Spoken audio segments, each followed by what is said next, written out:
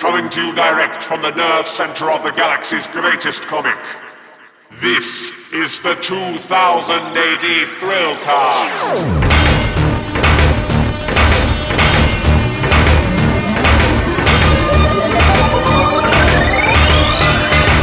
Alright, thank you, and welcome to the 2080 Thrillcast coming from the greatest show on earth, San Diego Comic-Con. I'm your host, Molcher. We landed safely, got the booth going. We've been speaking to many Squat Stick Thargo and soon-to-be regular readers of 2000 AD over here in America. What we're bringing to you this episode is the three panels from San Diego Comic-Con: Judge Dredd, Supercop or Satire, which is on Thursday, the Girls Horror Comics panel, which is on Friday, and the Reimagining 2000 AD panel, which was on Saturday. Now, sound quality isn't great. We've tried to use a couple of recorders to try and get everybody, so apologies if you're unable to hear everybody, but hopefully you can get the bulk of what was an absolutely fantastic trio of panels with some really engaged guests, some of whom you may have heard of, some of whom you won't, but I hope you find the discussions fascinating as we kick off with Judge Dredd, Supercop or Satire. Hello. How's San Diego Comic-Con going for you all so far? Yeah. Welcome to Judge Dredd, Supercop or Satire. It's a panel that me and I've been on a few times. It was created by Mike Molcher at the end, and it's going to kind of explore the reading of Judge Dredd and where he kind of sits in a landscape of 2019 when there's so much talk about satire and kind of iconography and the ideas of whether a satire kind of loses a bit of its value if a bunch of people just think that a cop beating people up is really fucking cool. So I'm Rosie Knight. I write for Nerdist, IGN, /film, a bunch of places, and I'm from London, obviously, so 2000 AD was a big part of my comics love, and I also make comics myself, and I'm going to let my panelists introduce themselves. So we'll start with Joelle. Hi, I'm Joelle Monique. I'm a pop culture critic for Playboy and Teen Vogue and The Hollywood Reporter, a bunch of other places. You said first interactions with Judge Dredd? Yeah, you can start like that. Yeah, okay. I got into Judge Dredd via the movies, highly stylized, sometimes you might classify them as B-movies, classics, fun, satire, but then Rosie turned me on to the comics, and I got really into Garth's run of Judge Dredd, and I really like it, and for me it works as satire, but satire doesn't always connect with its intended audience, and I'm looking forward to talking more about that. Hi, I'm Annie Bundel. I write for NBC News. I'm a cultural critic. I write for Elite Daily, The Beat, several different places. And I actually knew about Judge Dredd as a comic, but I'd never really read it until after the 1995 movie with Sylvester Stallone, because I was really curious about it. And so, yeah, that's basically how I first learned of it. Hello, my name is Steenz. I am an editor and a comic artist. I don't write. I feel like a lot of you guys write. I don't write at all. I hate writing. That's okay, we do too. Great, we're all on the same page. My first experience with Dredd was the 90s Sylvester Stallone movie. But I think after I watched that movie and experienced the enormity of his pause between I am the law, I was like, this person's amazing. He really understands getting his point across to people. So I'm like, I gotta read some of these comics, and I actually ended up reading more of the Judge Anderson comics just because they're a little more interesting for me. But yeah, that's where I got into it first. Hello everyone, I'm Graeme McMillan. I write for The Hollywood Reporter and for Wired and for Playboy. I also do a podcast called Droids, which is about reading old Judge Dredd comics. And my first Judge Dredd comics was when I was a kid. I grew up with 2000 AD, so I was reading this stuff at a ridiculously young age, and it probably ruined me for life. My name is INJ Culbard. and I draw Brink and Brass some for 2000 AD, and I do other stuff as well, and write as well. Writing's okay. And then, Just okay.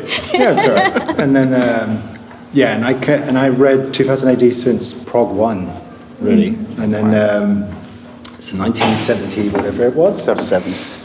And then, and I grew up on both sides of the Iron Curtain, because I grew up in Poland and England. So we had militia. So I used to think he was not a very nice guy. So I preferred Strontium Dog. There you go. Hello. My name's Mike Molcher. I'm the publicist for 2000 AD. As Rosie said, we've done this panel before and I found it so absolutely fascinating that I thought we should do it again. My first interaction with Judge Dredd was the Best of 2000 AD Monthly, number 33 in 1988, I think. Don't look at me. No, sorry. On a family holiday in North Wales, I could probably draw you a picture of the inside of the newsagent where I bought it. For those of you who are interested, it was a reprint of The Hot Dog Run, which for me is one of the greatest all-time underappreciated Judge Dredd stories. I should stop rambling now. There you go. So thinking about that, like how we first interact with these things really kind of changes our mind for them. Things like the movie and stuff become very iconic and they can kind of build these people up into more hero figures than the anti-heroes that they're kind of meant to be. But one of the things that I found really interesting, I worked in a comic shop, so I've read a lot of Judge Dredd, and I read a lot of different stories and kind of realized that a lot of really subversive creators had kind of worked on Dredd and were actually trying to say a lot of stuff. So kind of starting at that end, especially inspired by kind of what Ian said about your own personal experiences and how that shaped. Mike, when did you realize that you were reading something that was like really subversive and wasn't kind of your average comic and that had a message? I think it was when I started reading 2000 AD properly in about 90... When was the Gulf War? 91? 91. 91. It was around about that time. And so it was the transition between John Wagner and Alan Grant and Garth Ennis writing it. And Garth, I don't think will hate me for saying that his Dredd was slightly less subtle than John Wagner and Alan Grant's was.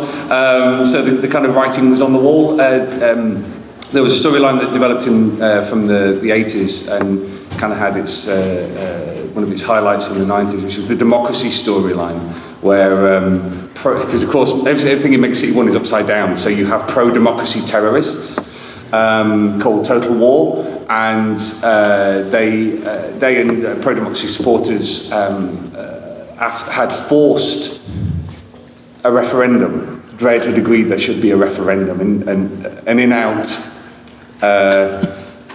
referendum. I'm just that always works really well. Too close to the bone, to be honest with you, right now. And overwhelmingly, the citizens who bothered to voted for the judges, and that for me is one of the ultimate satirical moments in Judge Dredd, where a strip that has been busy telling you for 20, 30 years that the judges are bad finally has the mandate it never received. And ever since then, even though the democracy storyline has continued, that was one of the seminal moments. And that's when it dawned on me just how sharp the satire in Judge Dredd actually is, and how it doesn't necessarily do what you would like it to do. So, and the fact that storyline has echoed all the way down the last 40 years, for me is really important. But coming back, just as a side issue, coming back to what you're saying about some people who think he's a bit of a hero. Of course, in the early days, he was kind of presented as a bit of a hero, particularly in the kind of pre-Cursed Earth, well, around about the time of the Cursed Earth storyline, where it was basically the hard man you need, very much in the kind of Dirty Harry kind of way. He's getting the job done, and then. It's arguable that the influence of Alan Grant on the strip begins to change that, and you start seeing the democracy storyline, stories like John Cassavetes is Dead, things like a Letter from a Democrat. Yes, Letter from a Democrat especially. You begin to see that really creep in. So I think by the time of the late 80s, the strip had established its soul in a way it hadn't necessarily done before. So I think that's kind of interesting because I was reading some of the older case files, and I found that it was so straight to the point, It was like, look at Judge Dredd, he's at his home and he's reading his book of law, and it's like a giant book that just says law on the front. I'm like, oh, okay, cool. There are like these words that keep coming out, law, freedom, honest, justice, and they don't really have any nuance to it. But that is what's funny about it. I feel like when I was reading it, I'm just like, okay, so what do you mean by law? Like, what kind of law? Like gravitational law? Like, what do you mean? And I think that depending on who is reading it, they can take that differently. Because I look at it and I'm just like, this is ridiculous. But I'm sure someone else who's a little bit more militant might be like, yes, I agree with law, And that's in the strip. Really, that's one of the beauties of from the judge's point of view of the system, is that it uses all these terms, uses all these words, but you're not allowed to question what those actually mean. So when they talk about justice, they don't mean justice. They're talking about the authoritarian boot, basically. So yeah, absolutely, it's kind of it's written into the DNA of the strip that you don't question these concepts. But again, that's something that comes into the strip like 5 or 6 years in. Because he is, when he first appears, he is the hero. He is, Clint Eastwood. He's saving the day. And then you have the Apocalypse War, where he destroys Russia. He himself makes the decision alone to destroy Russia. And in the following year, without saying so, without the strip even making a point of it, when you read the stories, you realize they've imposed martial law and they will just outlaw anything they don't like, with no oversight whatsoever. They don't like a particular foodstuff, they'll outlaw it. They don't like someone, they'll outlaw them. And it's shocking to read now. But I read the stuff as a kid and I didn't get that at all. For me, as a kid, it was an adventure strip. There's mutants, they're bad guys, they're going to get shot. But reading it now, it's horrific. It's terrifying. Well, I also think that, for American audiences, because this is a British comic, for American audiences, a lot of people, their first experience with it was the 1995 movie with Sylvester Stallone. And Sylvester Stallone, this is the man who made half a dozen Rambo movies and and half a dozen Rocky movies. He is not a person who is into the subtlety of satire. He sees him. He looks at that and goes, "Yeah, that's Clint Eastwood. Yeah, law. Yeah, no, that's who he is, and as an actor and as a producer, and so that's who he became. That's who he made the character. So for many people, it's a little bit like The Punisher on Netflix now, where a lot of that, in reading and in the comics, there's room for satire to sit between the lines for the reader to pick up. On screen, a lot of that is lost when you adapt for an on-screen thing. And so, for a lot of people, they look at Judge Dredd and they go, well, what do you mean it's satire? I feel like it's interesting that we're having a conversation about subtlety. I feel like the most popular satires in America tend not to be very subtle. If we're looking at our Fight Clubs, our American Psychos, and so forth, Garth's Run is definitely not subtle at all. But that's what I enjoyed about it. I like the in your face because there are moments where you recognize him mocking an audience that has probably come up to him and been like Judge Dredd is so hot. I really like that he's about the law. And I'm about the law. It's really great. And he has this in Case Files. It's in volume 16, but there's an issue where a guy, he set up a flying camera and it's watching the judges, and they come in and they're like, listen, it's fine for you to watch us, but then you can't screen it as entertainment. He's like, this isn't entertainment. The audience is like, it's fucking entertainment.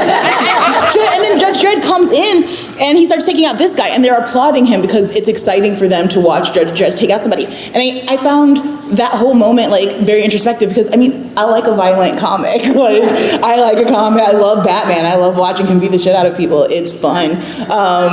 And I think that's what is part of what Judge Dredd is exciting about. It's both, a moment for us to critique and look at how we as a community interact with the police, how the police interact with us, but also to watch a guy who has a 6-foot eagle on his shoulder, punch people in the face. There's something about it that works on both levels.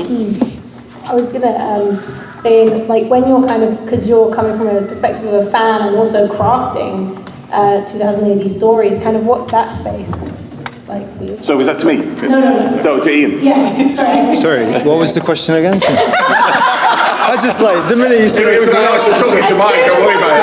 As soon as my voice is very loud naturally, and then as soon as I put a microphone, I'm like, I better speak quite softly so I don't get that. But apparently that's not working. No, so like coming from an aspect of being a fan, but also being a part of the 2000 AD world, where do you stand in that kind of satire?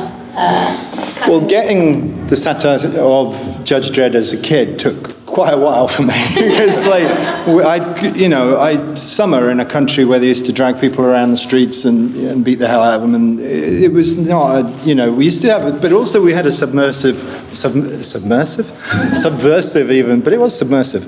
The view to the police over there, because we used to call them, I'm not going to translate it, Smurfs, right? Because they're dressed in blue and stuff.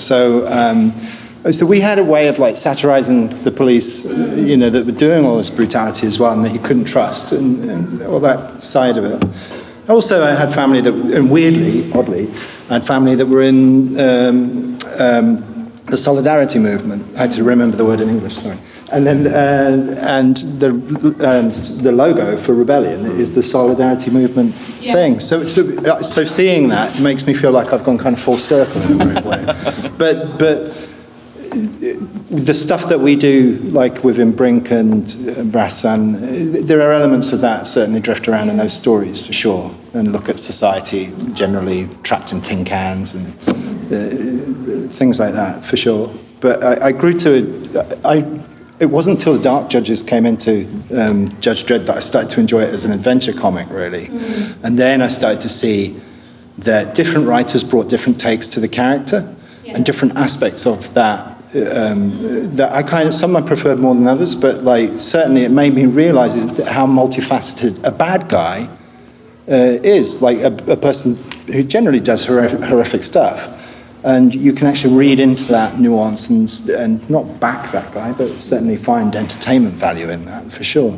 Yeah. So I think that answered the question. I forgot the question. No, that's not, the best panels are just conversations, and people kind of go, yeah, I thought that, and one of the things that I think that you guys did kind of touch on that I've always, the further I get into my life and the longer 2019 goes on, the ridiculous aspect of the satire actually a lot of times becomes the stuff that's most brutal. But also that dictator, the fascist cop thing is ridiculous within itself. Exactly. It's so stupid as a concept, this fascist brutality thing, in the way that it's conducted as well. Yeah. I mean, it's just, there were no end of cops that would just take the blind eye because you just give them a little bit of money and then they just disappear. There were whole things like we had a black market economy over there in which we had Gelder, they were called. I don't know how to translate that into English, but it's just basically where you go along and buy whatever the hell you want in a country that has nothing. Yeah. And there were entire football stadiums,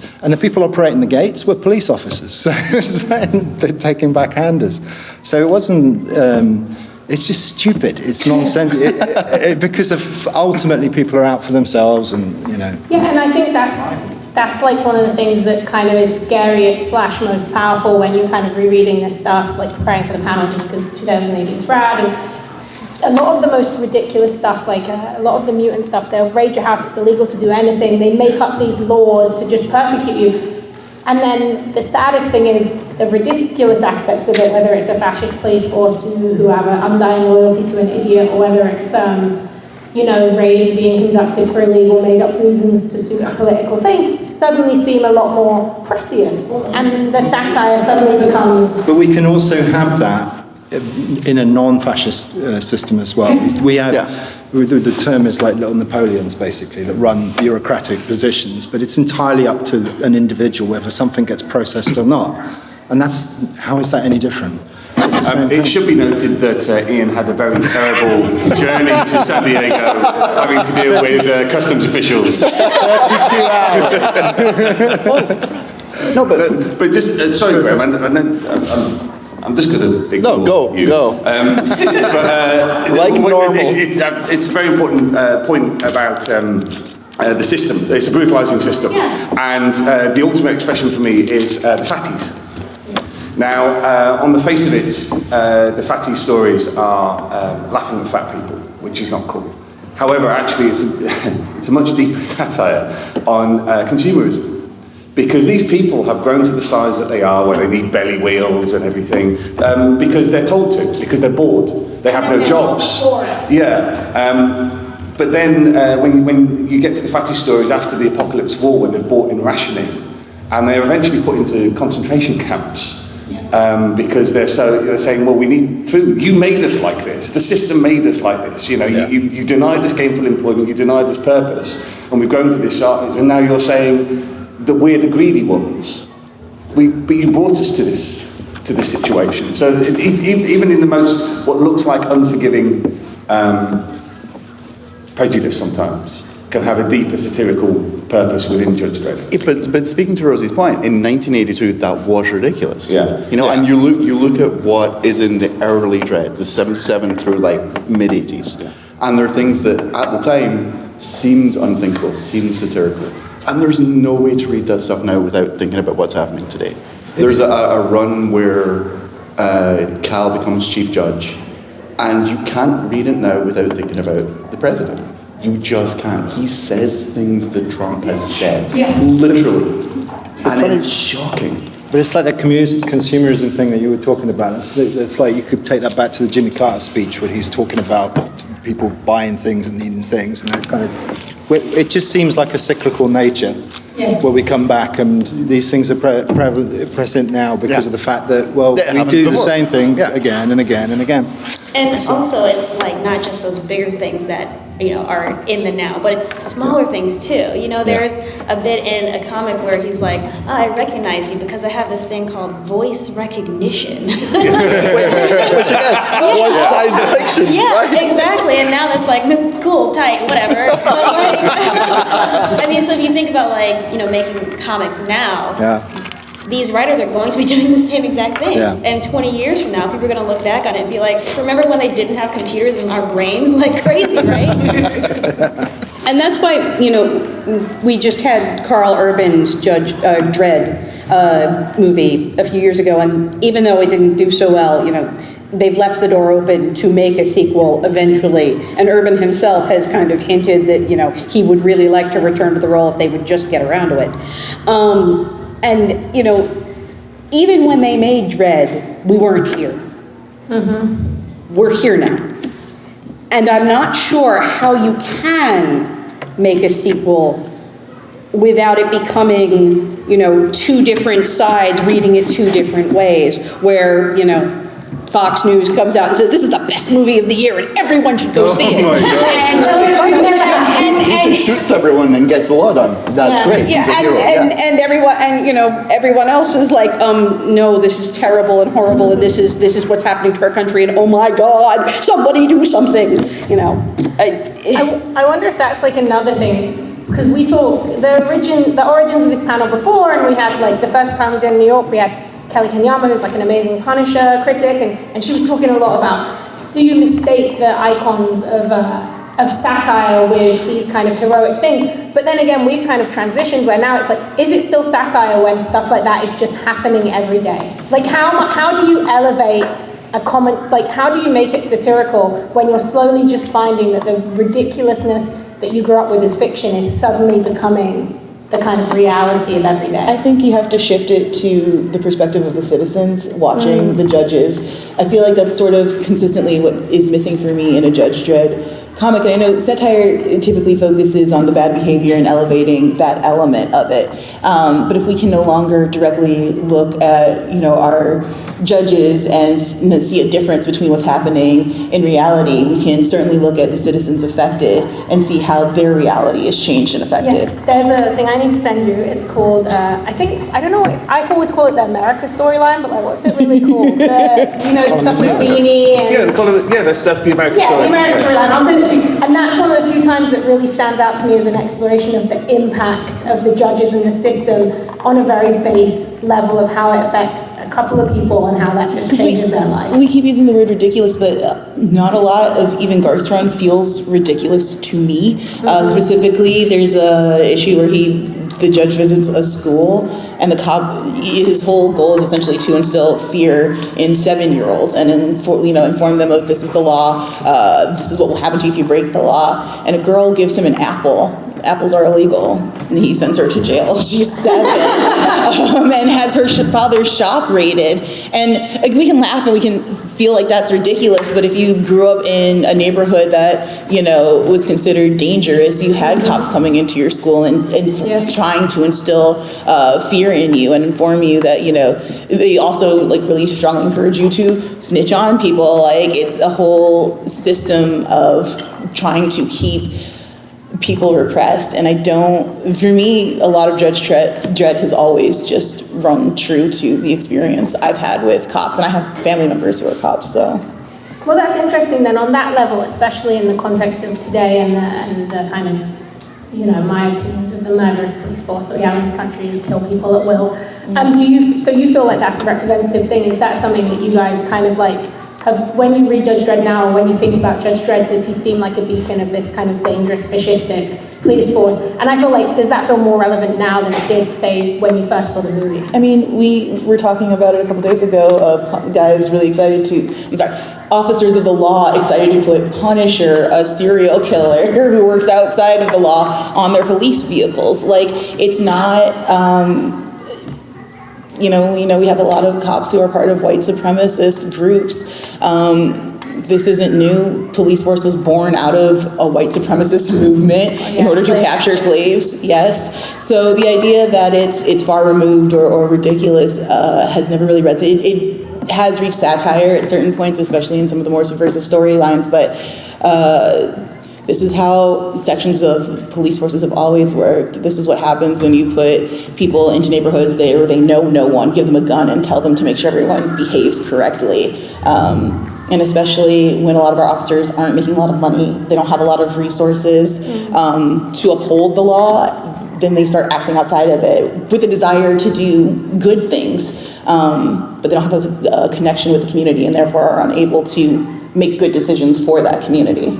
And I think we see that a lot in Judge Dredd, and he's walking into places, he gives them names that are filthy, things you wouldn't want to be called. He doesn't have any kind of interpersonal connections with these people. He doesn't see them as individuals, he sees them as lawbreakers who need to be reeled in.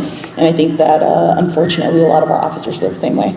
I also think that, like, if we're, going to go back to what your question was, Rosie, about, like, how do we move forward and is it still considered satire now and all of that? I think what needs to happen with this comic, if we want to continue to have these kinds of conversations, is it needs to evolve. You need to see from another point of view. You need to think about what are some alternate ways that can kind of make a satire of what's happening now. It's kind of hard to think of something because 2019 is wild, but I mean there's definitely a way to do it. If the point is to keep it satire, then it can be done, but you really need to elevate it. I think you have to think about what's worse than killing a person, right? Because that's our daily reality now. Our people are killed by the police, so what's worse than that? And then the first thought that comes to my head is being forced to be a judge, being forced to enforce a law that you don't necessarily agree with. That's a book I would like to read. Right? Yeah. Yeah, I also just wanted to point out that, one of the reasons that comics are so popular, just in general, is because they can be read both ways. The Punisher is more overt than, say, Daredevil, but Daredevil is also a vigilante who works outside the law. Iron Man is a vigilante who works outside the law. Captain America is a vigilante who works outside the law. At the same time, they're also telling, a liberal point of view, talking about how I jokingly used to call Captain America Civil War, Captain America the fight for civil liberties, because that's basically what that was the whole theme of it. Iron Man is all about us selling guns to other countries and then using them back on us. So, everything has a read two ways. We can read Iron Man as a hero who's getting stuff done and taking out the bad guys, or as, a guy who is trying to make up for the fact that his entire company just totally screwed the planet.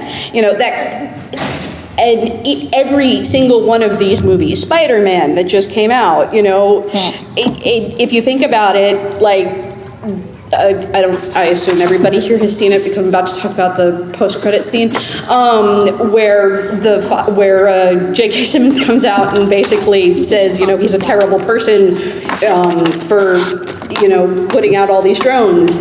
And technically he does have the ability to do that because he has those Edith glasses, right? And yet he's the hero to us. And so for all of these,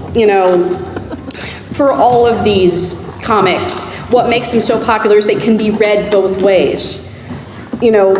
Audiences who are, into law and order look at them one way. Those who are more into civil liberties and worrying about our time read them another way. We all read them differently and we all love them because we can take what we want from them. And I think that's the thing about Judge Dredd is that there is room for people to look at it and go, well, the worst thing in the world is for me to ever be a judge.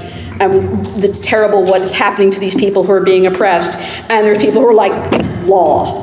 So I have a question for you guys who have worked on the comic, and obviously you guys are familiar with the foundations of satire that make Judge Dredd great.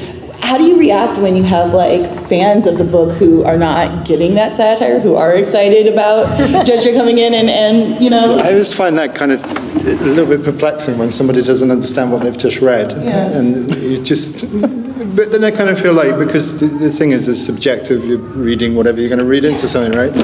And I still find that really baffling because I'm sort of sitting there thinking, that clearly there's going to be fans of it, but that aspect of it kind of makes me feel a little bit like, what? But because anybody who is that sort of fascist cop or whatever I always perceive that as someone who's out to protect their own little square, and not really looking to help others and just set things down so it's regimented like that. So to have that as being something aspirational, perhaps in that context, that maybe that's like a self-preservation aspiration thing, I don't know, it just seems a bit weird. For me, it kind of it's a really salient question, actually, that speaks to what's happening in the world now. Because at the heart of the deal that the judges offer is the question: what are you willing to give up? Yeah.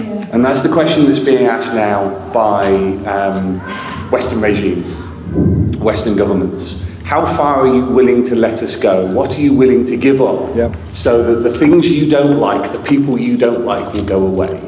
Because we'll take them away, but we expect something in return.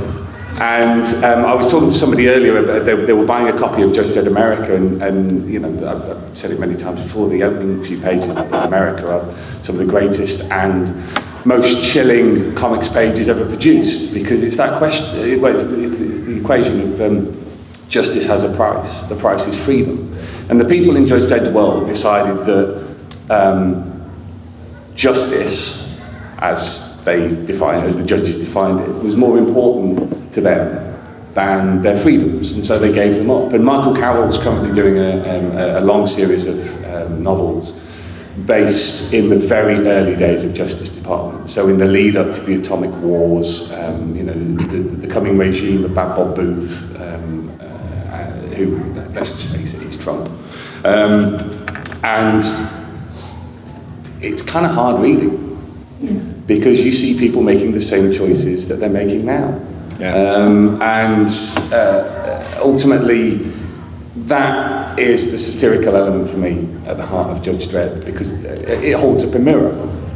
And as we've discussed, quite often satire says more about the person consuming it than it does about the person who's made it.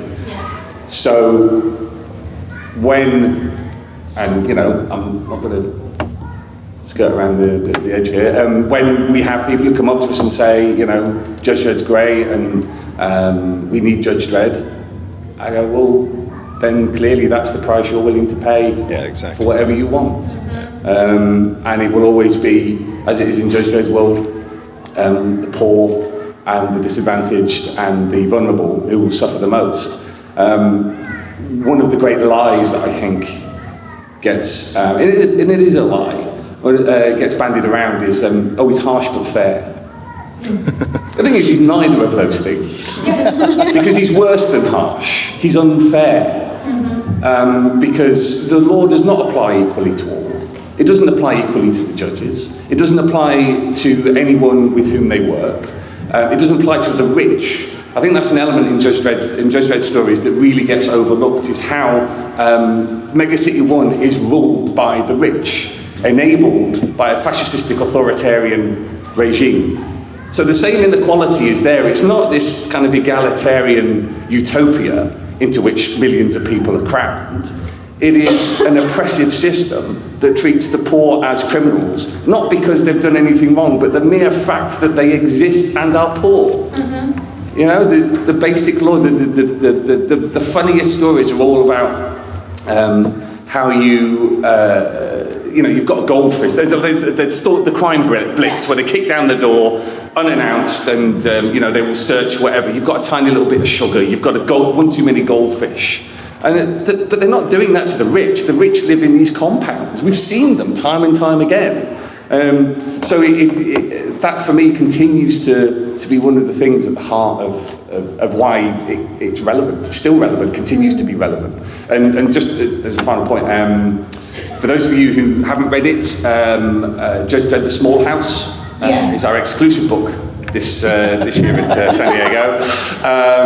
And there's an incredible moment. I'm not going to give too many spoilers, but Dredd is talking to somebody who is involved in the system.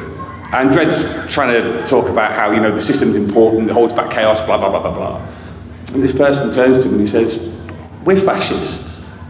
Like, how can you forget that? How can you think this is a good system? We're fascists. You know, we actually stand for the opposite of everything that we say that we stand for. We're not for justice, we're not for order. We are the authoritarian, we're the boot of 1984 smashing onto the human face forever. Yeah. You know? And the fact that the strip can still do that now, for me, kind of proves the point that it's still relevant, still saying something. But I would say that I work for the company. We have that historically throughout, you know, British. You have Hogarth, we've got tons of it going right back through history. I've been awake for over 32 hours, so so I'm kind of tired and I'm losing names and numbers, but there you go. But yeah, I mean, not to get too philosophical about it, but you can go all the way back to Hobbes's Leviathan, the idea of the strong man. Who rules by the consent of those he rules. And of course, I mean, it was a justification of Oliver Cromwell, and brought it back to the English Civil War every time. I was trying to push you there. Thank you. But it's a manual for dictatorship. In the absence of the king. So it's rooted in not just the British state, but the British consciousness as well. I think that's why it's so important for us to do these types of things, you know, these panels, these critiques, these writings about how it is satire, you know, because some people are going to read it and they're going to go online and they're going to have their tirade and they're going to feel this is right, you know. And as much as we would like to be artists, you know, and leave it up to the reader to make their own decisions on things, sometimes we do have to make it a little more clearer for people. Just, it's like a duty almost, I feel like. Absolutely. But it's also important to keep discussing it, because the thing is not to do is just to take it as read and just push it away. It has to be something that you use to be able to open up that discussion constantly. I'm going to open it. I had my first sign, and I know what those mean. So I'm going to open it to questions if anyone has one. This gentleman here.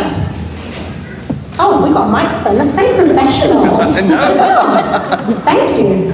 Hey. Hi. Yes. So, I come from the legal world. I mean, I look like it. You know what? The minute I laid eyes on you, I went lawyer. So my question is, to what extent do you guys think that Judge Dredd says something that we don't want to admit about ourselves, which is that the average citizen is very willing to sacrifice these black, poor, women, LGBT, any discriminated group, and that unfortunately there's a large percentage of our population that is willing to look the other way as long as they get that feeling of security. And to what extent you think that that's just what human nature is like that. As long as we don't have to look at them, we're willing to just let whatever happens to them happen to them. Because no matter how much we say that we care about freedom and, you know, justice and democracy, to what, and we see it going all over the Western world now, that a lot of citizenships are saying to be that dirty Harry. To what extent is that part of human nature, or is that something that we've arrived at? I think it's always been there, just in different forms. You know, it's a little more sinister now because we don't want to be overtly awful, but I think it's always going to be there, unfortunately. I mean, you only have to look at the box office numbers for the 1995 version of Judge Dredd to know which version it was that audiences preferred. Yeah. Well, I think Judge Dredd does a really good job of highlighting. Maybe I don't see it as all that sinister. I think people are very consumed with their lives in just trying to survive. I think in Judge Dredd's world, surviving for everyone is a challenge. It's very hard to live in that world. And so it's not so much, I don't care what happens to other people, but how am I going to make it through to my next day? It would be beautiful if we all had the time and the energy to consistently support one another and to stand up to people who scare us, who are all powerful. But I mean, I've seen police do awful things, and I don't always put my body on the line because that's terrifying. You know what I mean? There's only so much that we can ask of individual citizens. Our systems are supposed to be here to support all of us. They're just not written the best way to do that just yet. And I think Dredd highlights that frequently, of people just being like, I don't have any money either. I don't have a space to go to that feels safe for me. So screw everyone else, I need to make sure that I'm safe first. And it's not a beautiful thing, but I think that that's reality. You should never use the word justice in terms of the Judge Dredd world, because there is no justice. They call it the Hall of Justice, but it's the Hall of Order. It's their order, not anyone else's order. So whenever we say justice in Judge Dredd, just fingernails on the blackboard. That's the thing. I mean, we've used the word fascistic an awful lot, but it's fundamentally an authoritarian regime where it doesn't matter what the rule is, so long as the rule is enforced. And justice is a very convenient way of saying, well, this is only fair. No. They may use the word justice, but it's not justice, and you shouldn't use the word justice. We should call it for what it is. Order, it's control, it's, making your train run on time. But what I have noticed is that people my age are pretty resistant to government infiltration, but I've noticed that since the 9/11, that Generation Z people, they're getting more and more comfortable with it. They're getting more and more comfortable getting hassled at the airport. I usually have two words for these TSA people. The first and the second one is you. You guess what the first one is, because I don't like it. Yeah. But I find that they're getting more and more comfortable with it. That's kind of scaring me. Yeah. Is it making me think that maybe the world is sort of turning more like Judge Dredd's world? Yes, I think that's why it's good to kind of have these conversations and talk about this stuff, and hopefully you can show your friends some Judge Dredd comics as a way of giving them a warning for the future. One of the reasons I like it so much is it's a statement about ourselves. You put a mirror in front of yourself and look at it. Yeah. And you don't like what you see. We had in the UK, we had this outcry about ID cards at one point during Gordon Brown's premiership. And yet we have a thumbprint that unlocks this now. It has all my ID on it. So it's a weird thing. We've completely policed ourselves. What was it? Something like 150 million people have just handed over their biometric data to a Russian app. Because it's funny, because it makes you look old. And we, coming back to the previous question, I don't necessarily think it's something dark in human nature. I just think sometimes we don't think things through properly. Yeah, and we want to have an easy life.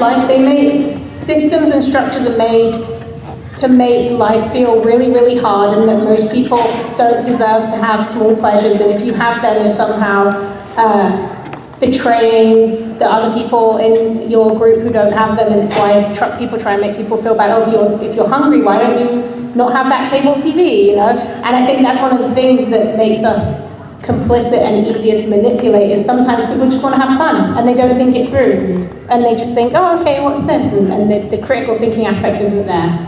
Thank you so much. How much would you say that Judge Dredd is very much created by Thatcher's Britain back in 1979,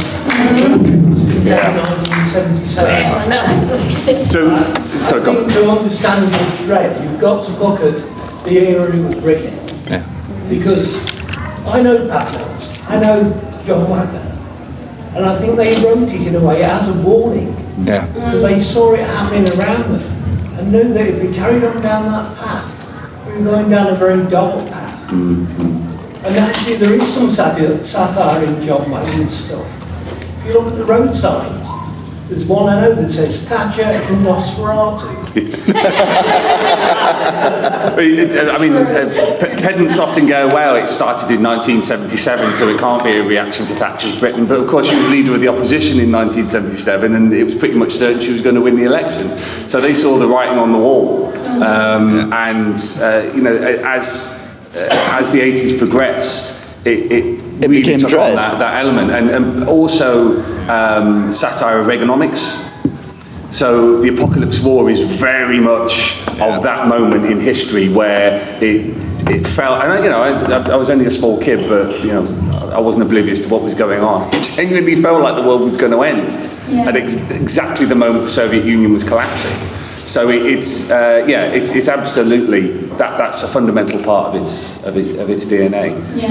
But also John Wagner's half American, so it is a satire of America that is also a mirror to Britain at exactly the same time.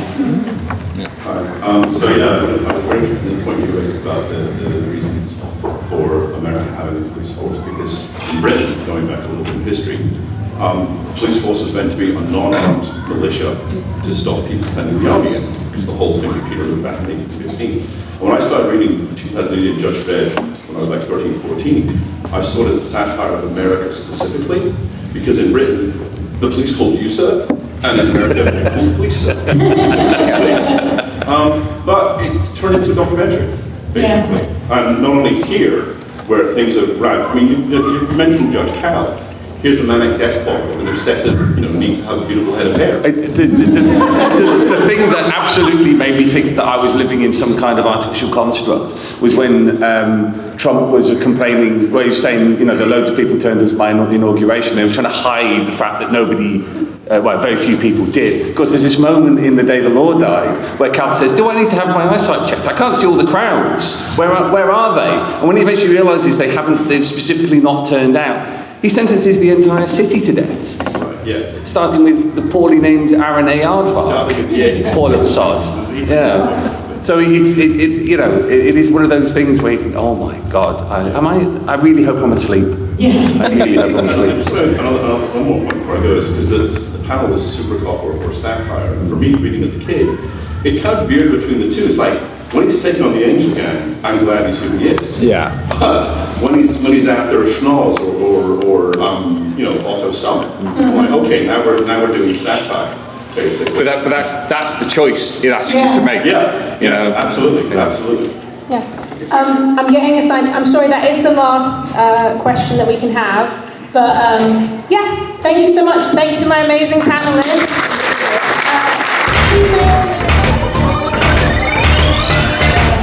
This is the panel called It's Women Who Love Horror, which is from a Bela Lugosi quote. And it's a panel about women in horror fandom, specifically inspired by some very cool British comics, which have kind of been brought into the light of day by 2000 AD, recently.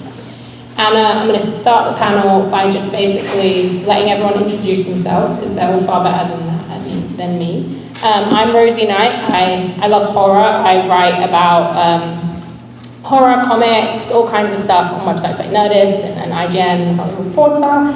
And I make comics. And the first time that I sort of really remember getting into comics is I used to read the back, horror. I used to read the backs of VHSs a lot that I couldn't rent. That was I feel like my real first, I would be 5 or 6 and anywhere I went that had horror, I'd always want to read the backs and it was the first time I kind of remember realizing that I quite liked being scared. So if you guys have a similar memory about the first time you got into horror, first time, and just sort of introduce yourself. Let's start there. Hi, I'm Joelle Monique. I am a reporter and a pop culture critic and host. You might see words in the Hollywood Reporter or Polygon, AV Club. such things like that. When did I fall in love with horror? I was 4 when my older cousins showed me Chucky. They were like 14, 15, and they thought it would scare me, and I wasn't scared. And then they were like, well, let's show her Hellraiser. And I was like, nails in the face really freak me out, but it's fine. They couldn't find a movie that scared me until they showed me, it's an Alec Baldwin, really, oh my gosh, he's like a spy. It's based off of like a graphic novel. It's a terrible film. Terrifying. There's a flying dagger with a face on it that I was really, bam, yes. So then they were like, well, you're afraid of weird things. And that's kind of how I got into horror. And then I got really into like mummification and like instruments of torture. And I was like a very dark and bleak kid. But that sort of led me to dark graphic novels and like Batman and all kinds of things like that. So yeah, horror junkie. And then Rosie showed me these comics and I was like, ugh, missing in my life. So good. Not subtle at all. But they're not subtle. Being a lady is not subtle. And the fears we face are not subtle. So it's really good. So yeah. I'm Jasmine Joyner. I'm a critic and I've written for Women Write About Comics, IGN, Wear Your Voice. And the first time I got into horror was I watched Event Horizon and it wrecked my whole life. I didn't know, I love sci-fi and I didn't know it was a horror movie. I was just like, oh, this is a cool space movie. What's going, oh my God. And then it just progressed into something horrifying. And then I was like, well, I want to watch more of this, whatever. And that's how I got into horror. I'm Mallory. I'm a producer for NPR's All Things Considered. So you'll hear me on the radio. I also write for NPR Books on comics, and I was only very recently drawn into the horror genre. When I was 4, I walked into a room with my cousin who's watching some movie. I don't know what this movie was, but the scene where this like doll in there was a scene where this kid was with a doll, and every time the doll blinked, it killed someone, and it wasn't Chucky. Awesome. But I walked in when a lady at the ice cream shop was being really snotty to this kid. The doll blinked and she got her hair stuck in some machine and she's screaming as it's like drive her head in, and then you hear like crunching and blood spurting. And I was so traumatized. I was like, I'm never gonna watch another horror thing again. Fast forward to like 3 or 4 years ago, I was dating someone and she wanted to watch a horror movie, and I had heard about it. It was like cannibalism and it's French horror, and I thought, okay, well, I'm a giant, I'm really pretentious, so I'm gonna go see this movie. And it was the most scary, visceral experience I've ever had in my life. And after that I was like, oh my God, I love horror and I wanna watch everything. So this is kind of me jumping feet first into this genre. My name is Mike Molcher. I'm the publicist for 2000 AD in the Treasury of British Comics, which is what we're publishing these forgotten British classic comics under. My first experience of horror was being unable to sleep without the light on, having read a load of really trashy Victorian ghost stories when I was a child, and particularly in terms of movies, it was hiding. In 1991, hiding under my denim jacket on a date to the movies where we'd gone to see Arachnophobia. I wasn't scared of spiders before, but I certainly am now. So yeah, the comics, particularly in question that we're talking about, called Misty, I have to say, I have failed as a moderator because I always forget that this is San Diego, so there's actually like PGA stuff, and I probably should have like made a slideshow with some of the comics. If you want to see them, you can go to the 2000 AD booth. We have one copy left. I'm sure that someone will be very happy to show you. I also have them on my phone, and I'm actually not rushing off, so I'd be happy to show you some. Yes. But they're these absolutely splendid, completely bonkers horror comics that were directed at little girls. And it is the most absolutely magical, astounding, kind of mind-blowing, earth-shaking disapproval of the idea that comics were ever just for boys. And not only that comics were ever just for boys, but that or one gender in specific, and that actually comics were always for everyone, and there were actually people who were out there trying to make stories, genre stories that weren't aimed at young boys. And they kind of blew my mind. I did a panel with Mike last year at San Diego about British comics in general, and then that was the one that really caught me, so I was really excited to get to kind of share them with everyone. And I'd just kind of love to know, like, what were your first thing? Because these are forgotten comics, so this isn't some kind of like, you're not going to be like, well, actually, I read this comic, you know, It's unlikely that you're going to have come across Misty specifically, so it was a complete joy to share them. And kind of when you got to have a look at them for this panel and kind of before the con, what were your first reactions? My first reaction was like, holy cow, this art.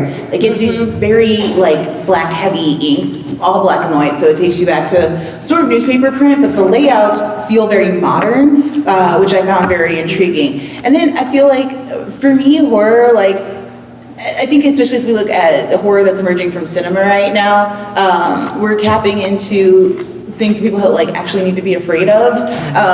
So the things that girls are afraid of, especially if you're looking at young adolescent girls, fear of the bully, fear of not being perfect, fear of failing, are all like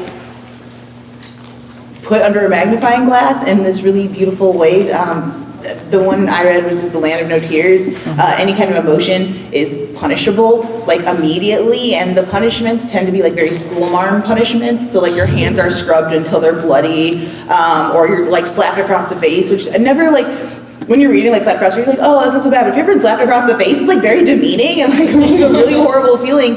And if you put puberty on top of all of that, there's this like giant pyramid of just chaos and sadness and anger, and they do such a good job of setting up the character to be like, I don't want to participate in any of this, I'm going to conquer it by getting control of my emotions, which I think is the goal of puberty. So to do all of that in a single comic, make it simple and fun to read, it's just something that you kind of want to continue to devour. It's really good. Yeah. Like it's worth reading. I read Land of Tears first, and I was very taken aback by the art, and then I went on to read Moonchild, and the art's even better in that one. Like, it's all great, but the art in all of them is amazing. And I love that in Moonchild, it's kind of like Carrie. I think he was inspired by Carrie, and I love, like, she's a preteen, and she's like, she's not afraid of her powers. She's more like, I'm going to use them to get my way. And I was like, okay. And she's like, I like that all the women in these comics or the young girls are taking ownership of the powers or the weird situations. They don't back down from it. And I thought that's what made them really good to me. Yeah, I mean, I really liked the way that the horror in these comics stems from, you know, the societal pressures on these girls. Like in Moonchild, her mother is basically saying her power is sinful, so she's got to beat it out of her. In the one that I'm currently reading right now is The Sentinels, and in that one, you know, this family has to go live in an abandoned building where people have disappeared in the past, and this girl, Jan, keeps saying, something is wrong, we need to get out of here, and her parents sort of keep dismissing her and saying, no, it's just you, it's just your imagination, we would be homeless if we left, and then major shit goes down, pardon my French, and I just love that it's these comics where, you know, she starts off as this powerless kid, and then as the comics go on, because she knows what's happening, she's the only one that can stop it and save her double. There's a lot of stuff happening in this particular comic, but she's got to save her dad, and there's like an alternate universe. And I just love that it's these girls getting to kind of show their power. And like you all were saying, it's like taking control and fighting back. Yeah, that's actually the other interesting thing that I kind of didn't really cover in my brief introduction. They're also like hard sci-fi stories. There's horror stuff, but there's, and this was in the Tammy and Ginty stuff as well, but within Misty it's very much like, there'll be these crazy, there was one we were talking about that was like, there's a really famous hard sci-fi one, I can't remember what it is, we talked about in British comics, but they do these kind of saga-like stories that you often, you know, you don't even really get that now in comics. I mean, obviously there's some brilliant graphic novels aimed at kids, but for a long time there was a dearth of, and just an absolute gap in comics that treated kids as kind of intelligent audiences. And these really ring true for that, where they just feel like you deserve to be scared, you can deal with being scared, and you can deal with a satisfaction and a payoff. Like you deserve that for the kind of storytelling. Well, Mike, could you tell us a bit about acquiring it and kind of your feeling about putting them out there again? Yeah, sure. These comics were part of the archive of IPC, which was in the 70s and 80s. There were two publishing houses which dominated British comics. There was DC Thompson, who did the Beano and the Dandy, which is still very famous. The Beano's still going. And then there was IPC. DC Thompson were based up in Scotland, at Dundee. IPC were down in London. And they pumped out so much content. Now, I'm 41 now, and I remember even in the mid 80s, the shelves were stuffed with comics of every permutation. Girls comics, humor comics, sci-fi comics, horror comics, you named it. It was there. And as Rosie said, we had a panel here, I think in this exact room, a year ago. And one thing that we had Zach Davison, who's a manga translator, and he mentioned how much like manga it feels, because there was a permutation for everything. There was a story about everything. Comics. That's what. There were sports comics. Yeah, Roy the Rovers. There's like these things that are seen now. You're seeing American publishers copy anime and manga for the first time. These British comics were doing them in the 70s, and 80s. Yeah. So we acquired the archive from Egmont, who now own it, a couple of years ago, and we've been trying to bring out in a timely and reasonable and not incredibly hurried manner some of the classic stuff. We are spoilt for choice. It is an embarrassment of riches. There's lots of volume ones, and people keep asking us, where's the volume 2 of something? And we've got all these other volume ones that we really need to get out as well. It's remarkable. Matt Smith, who's one of our junior graphic novel editors, desk is piled high with these bound volumes, archive copies of things like Tammy, Ginty, Misty, with lots and lots of little post-it notes sticking out of them where all the stories are. And it really illustrates to me just the sheer breadth and depth of what was being published and being dismissed as kids' comics, and this was continuing well into the 80s when, everybody else was getting very excited about Watchmen and all this, comics are really growing up, and yet this incredible material was still being produced. And Misty is the perfect example of that, where somebody went, let's do a horror comic for girls.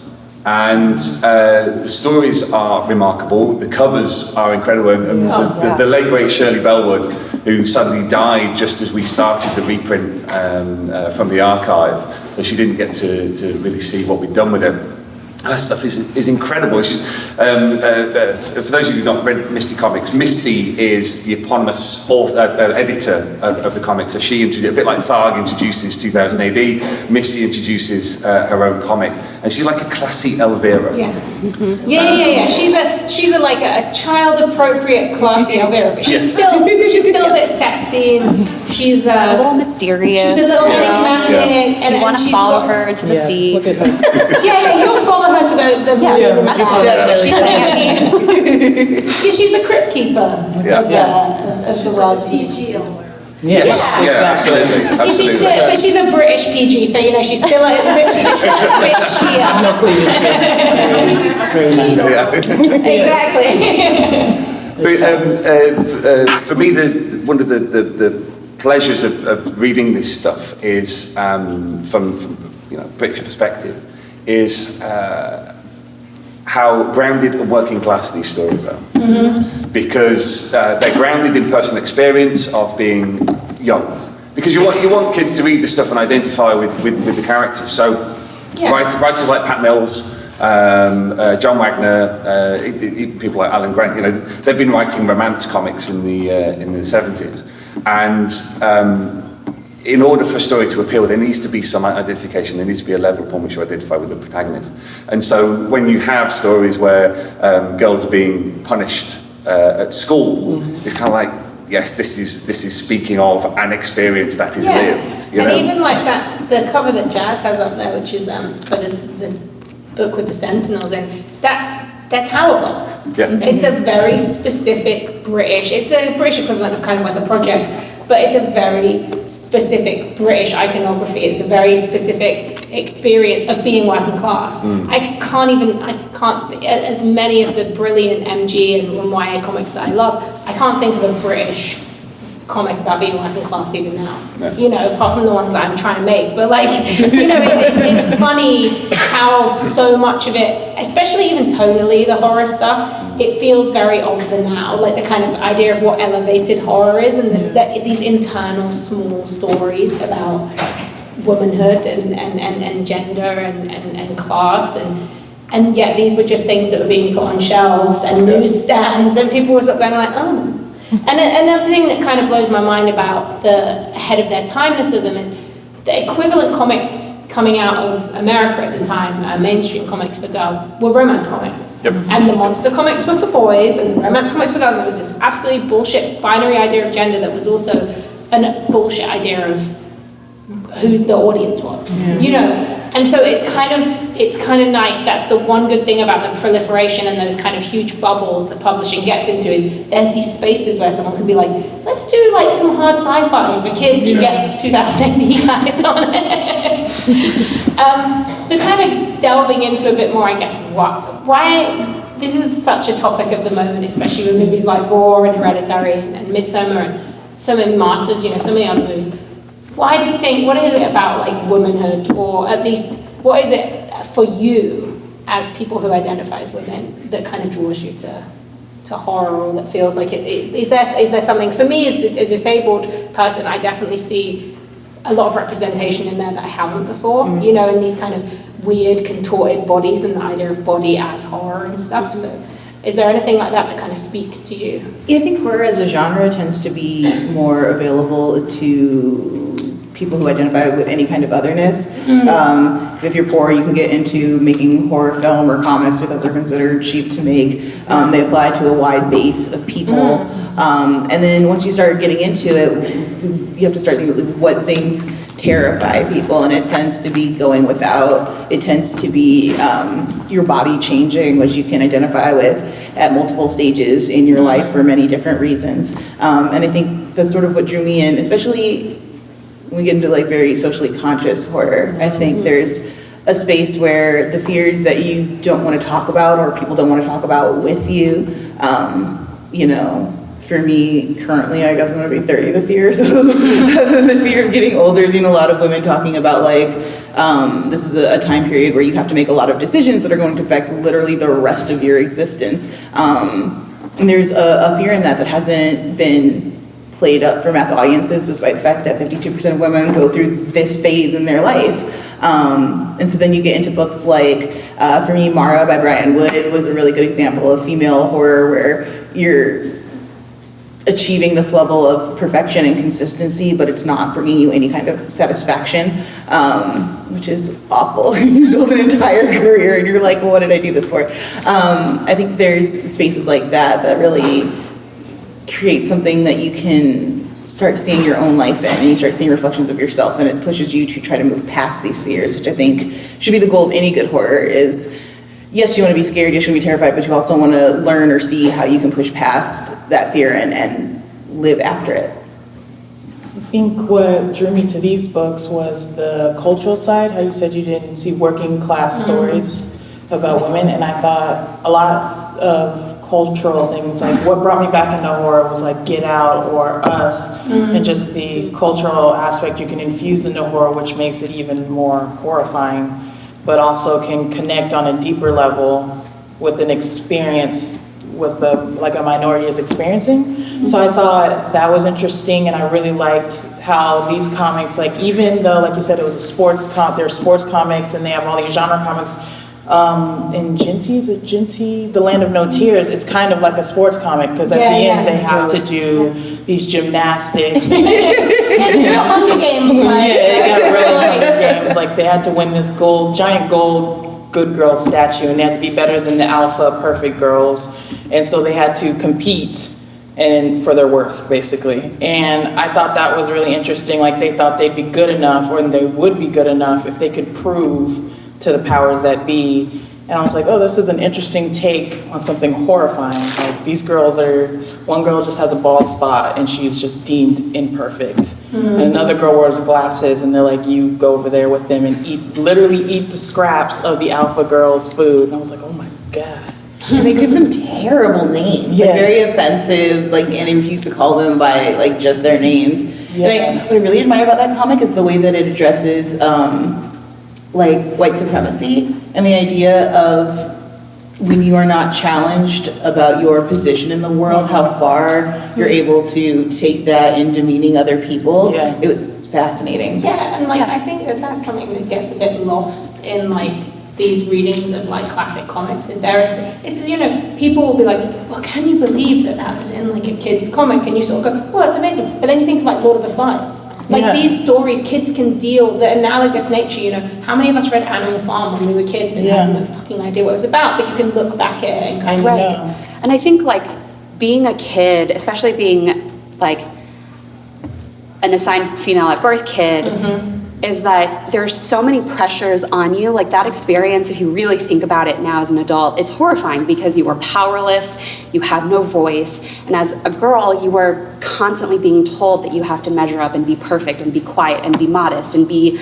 X, Y, and Z, and if you fall outside of that boundary, then you are imperfect and worthless, and your worth depends on how other people see you and how other people value you, and that is where your value comes from, and that is horrifying, right? I mean, I think that all of us can kind of identify with that feeling of, you know, someone telling you you are not good enough and therefore we're going to bully you for whatever reason because you don't wear the right clothes or you don't have the right hair or whatever.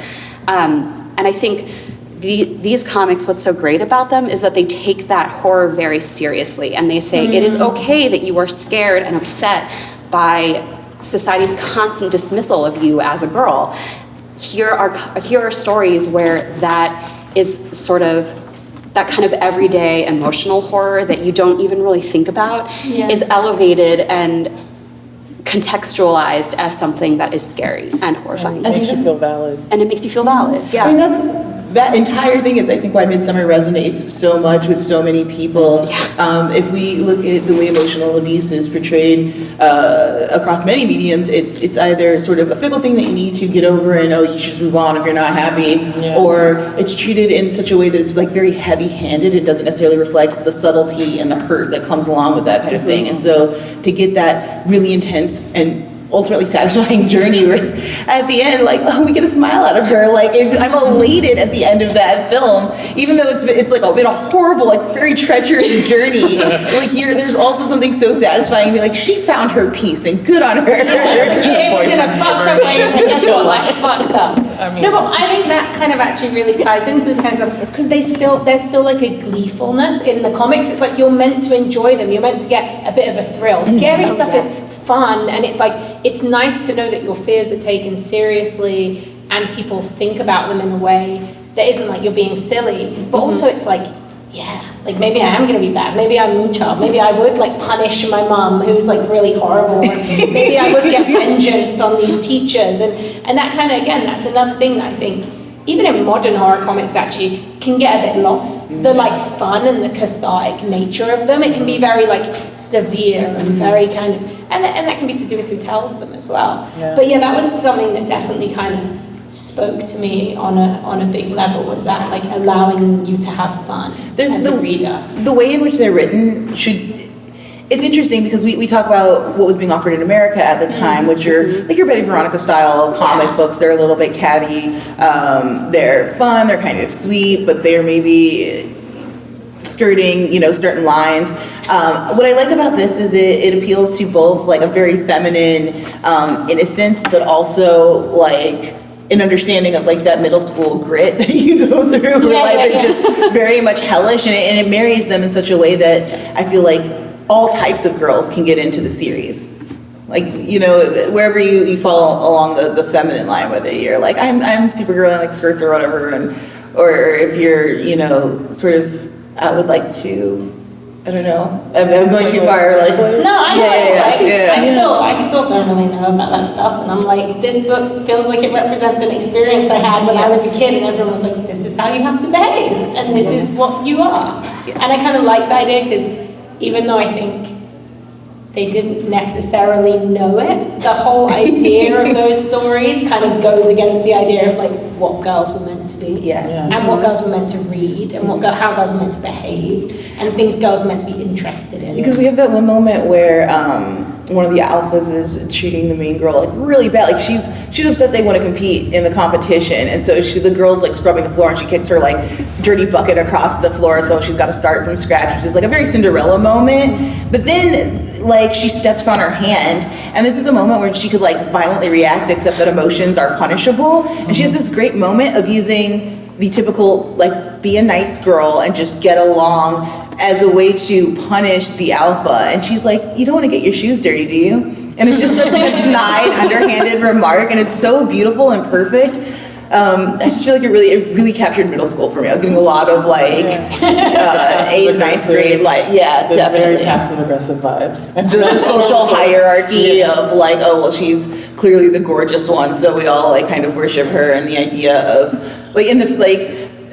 I'm sorry if this word offends anyone, but like the freaks like banding together to like survive. I like that whole aspect. Land of Tears. They all banded together to get over the pretty girls, and that drove them crazy. And it was just this passive aggressive back and forth, and I live for that. So that was great. Yeah, or like in Moonchild, which is, you know, it is very Carrie-esque, and it ends pretty Carrie-esque as well, except I think a lot less murder. But I really liked that, you know, this kind of mousy kid. I mean, that was the one where I was like, oh, this is me. Oh, I see, because these girls are bullying her for no reason. It's not like she's particularly uncool or anything. She's just kind of quiet and shy, and they hate her for no reason. And she just doesn't understand and really wants to be their friend because, you know, they seem cool and she's a nice kid.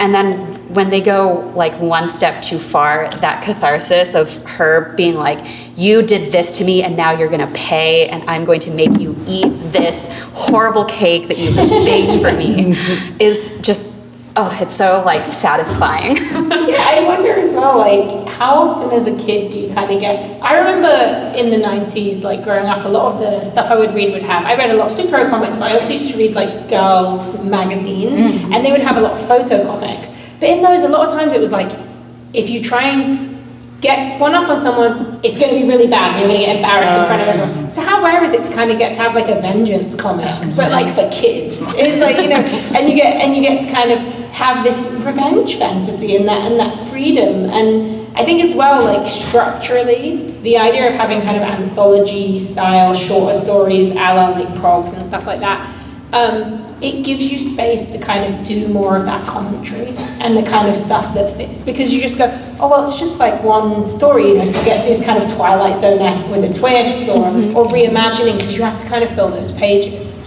And I love that. And on a form level as well, and this is something that we spoke about in our last panel about British comics in general, but something I find really funny is, I don't know how many of you read comics and take part in comics discourse. If not, this might be really boring.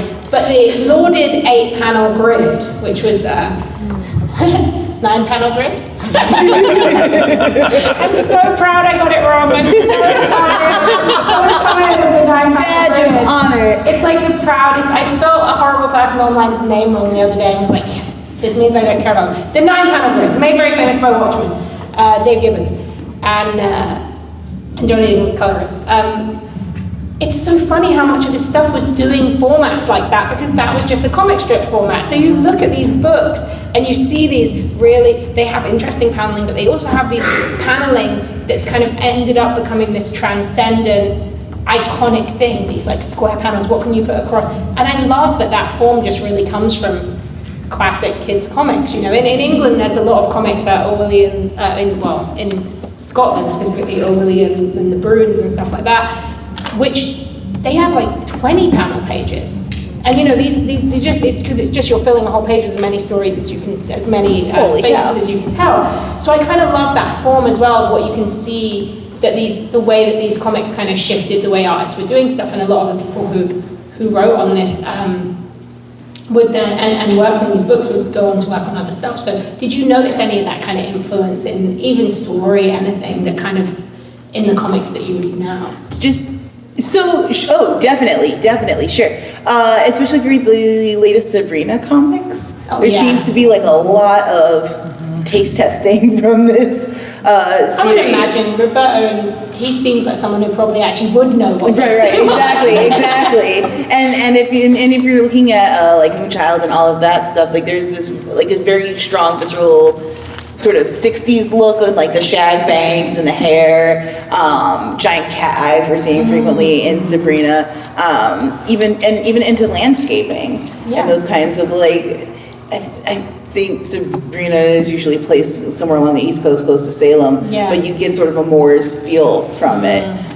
So yeah, definitely. For me, it was like, I noticed a lot of the 9 paneling, and I saw a lot of Sabrina, and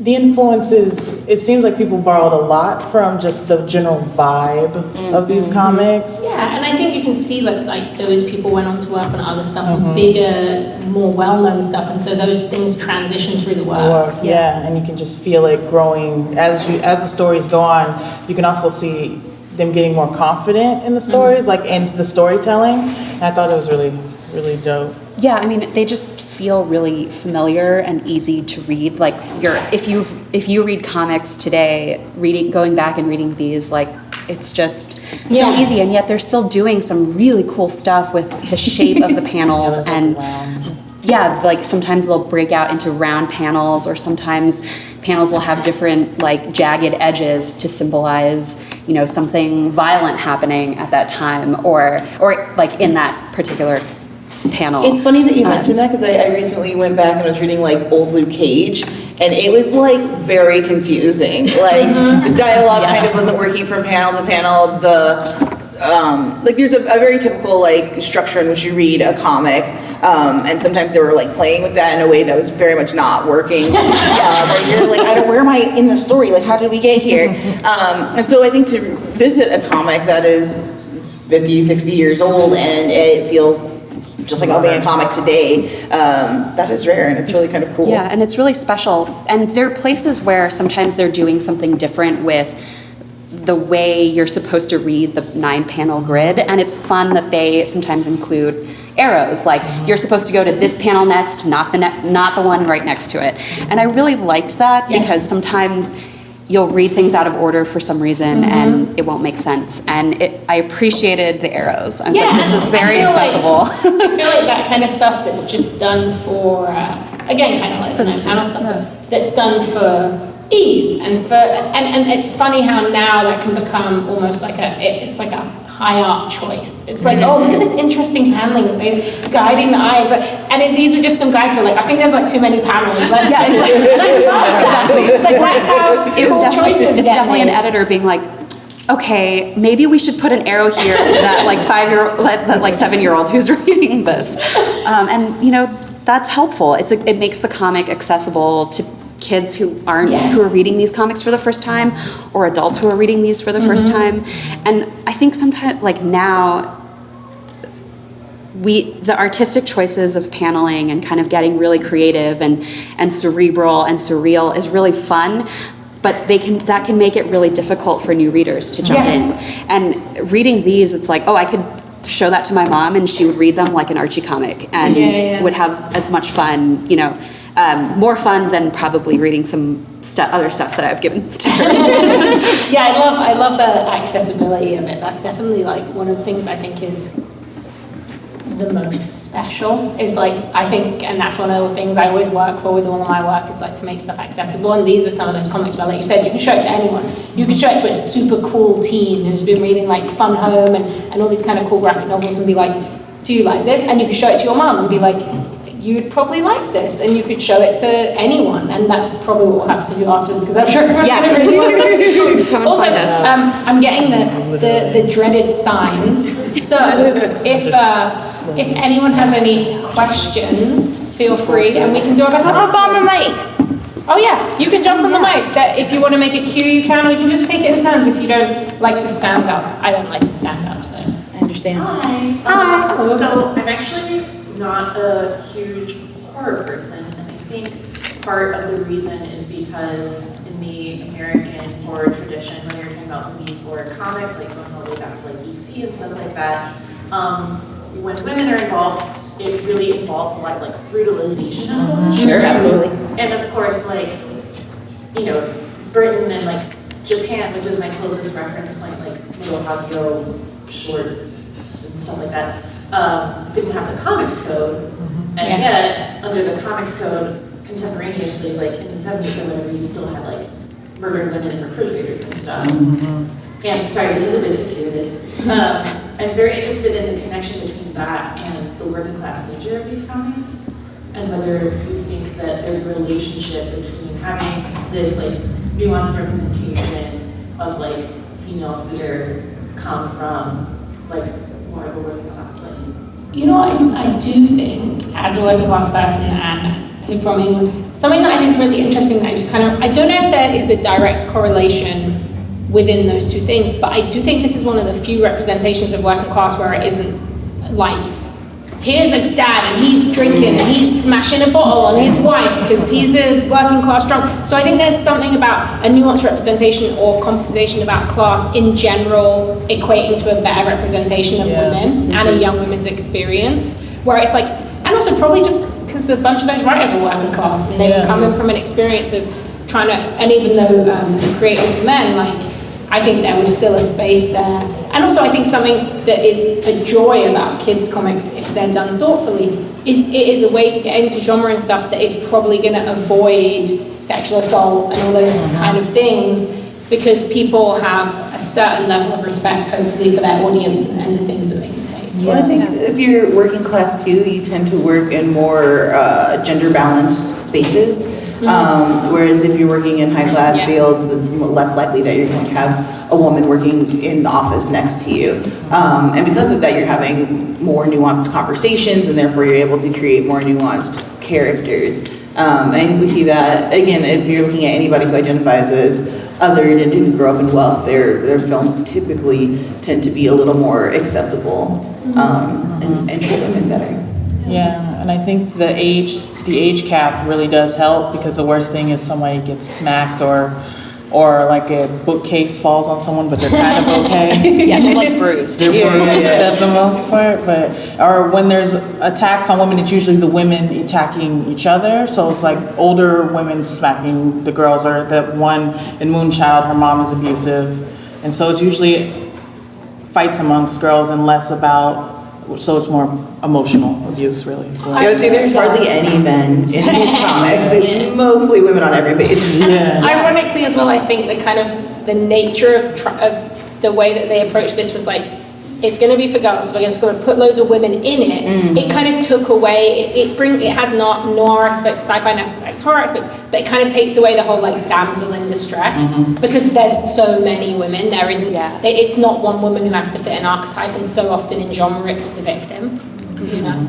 It's worth noting that Pat Mills, who was behind so many of these comics at the time, is quite strident in his belief that comics are a working class art form, particularly in the 70s and 80s, and you know he still sticks with it today.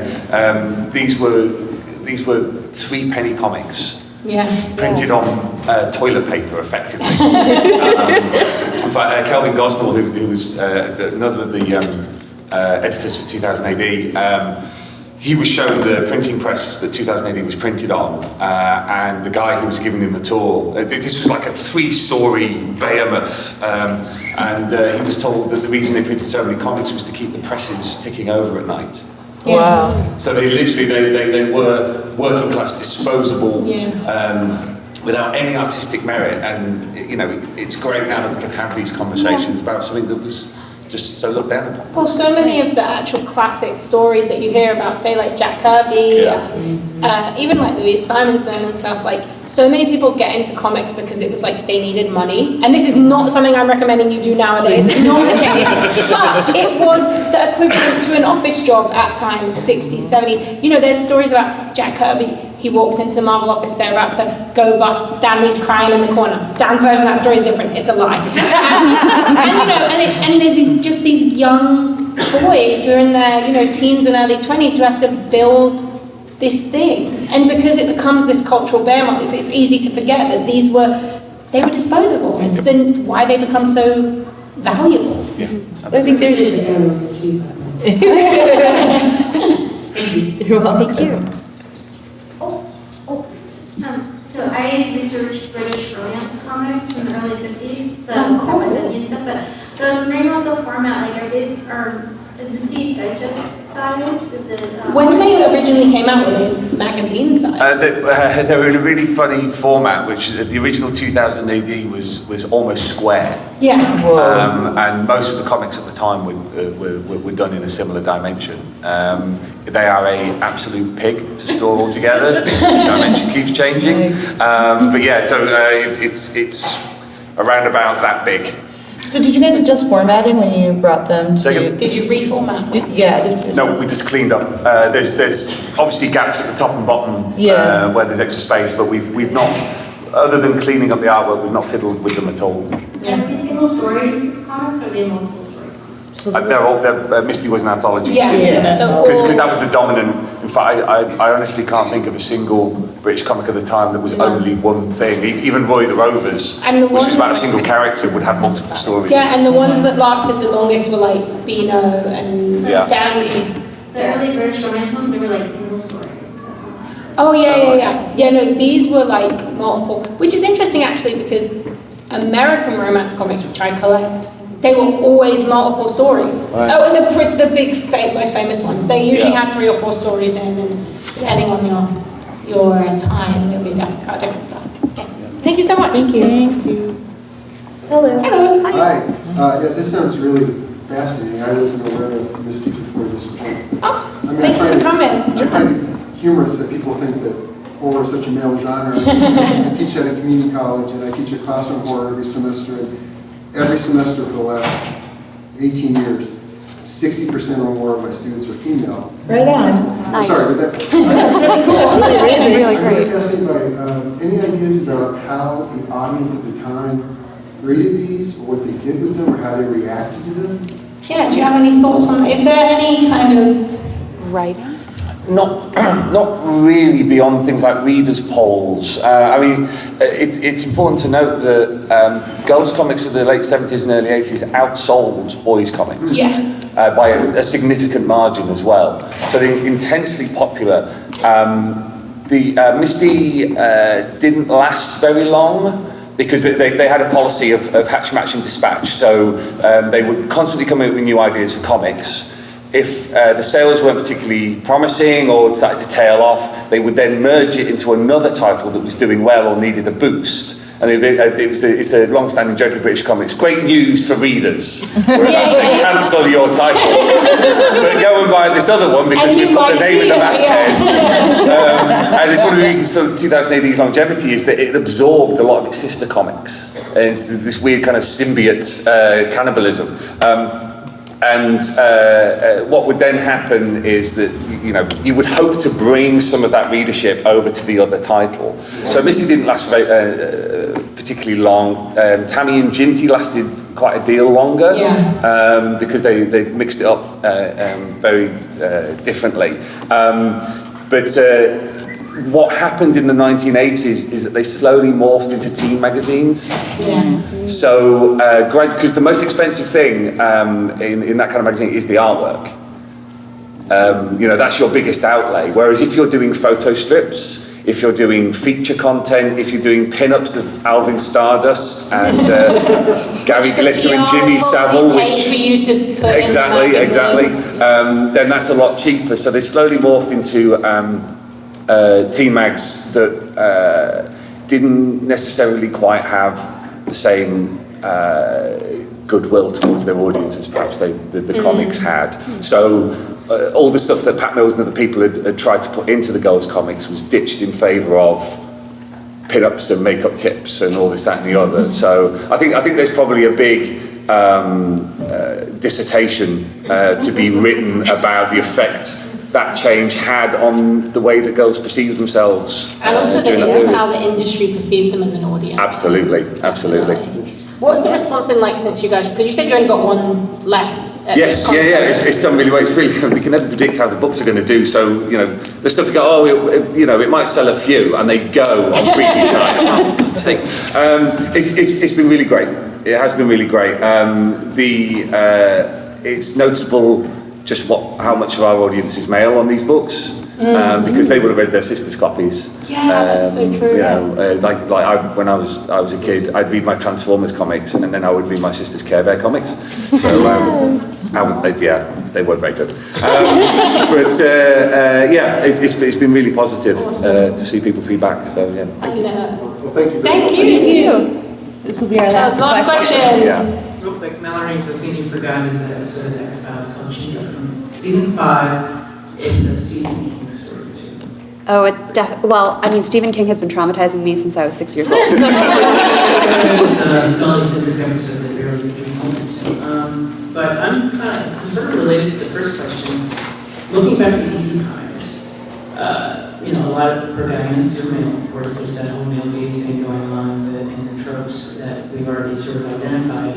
With Misty, the first thing I sort of noticed was that while it maintains the morality tale that you have with the older comics, the protagonist is rarely as guilty, for lack of a better word, as the protagonist from the DC comics. So, you wanted to see them get their comeuppance. Yeah. And Misty, you want to see them get their revenge. So I'm kind of curious if you can kind of speak to what that means. Maybe it's just the genius of Pat Mills or something, but what does that mean to you?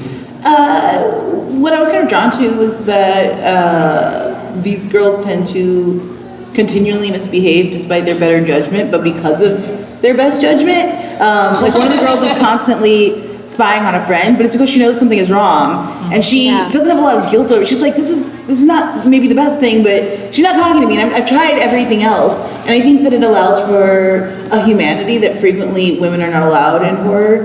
Nuance to the characters, and their relationships with each other too. Because I love EC stuff, and actually there's a lot of really great EC stories about women killing their husbands, which are incredibly cathartic. But it's usually like, oh, I want his money or something. So these actually give, I think, in a way, the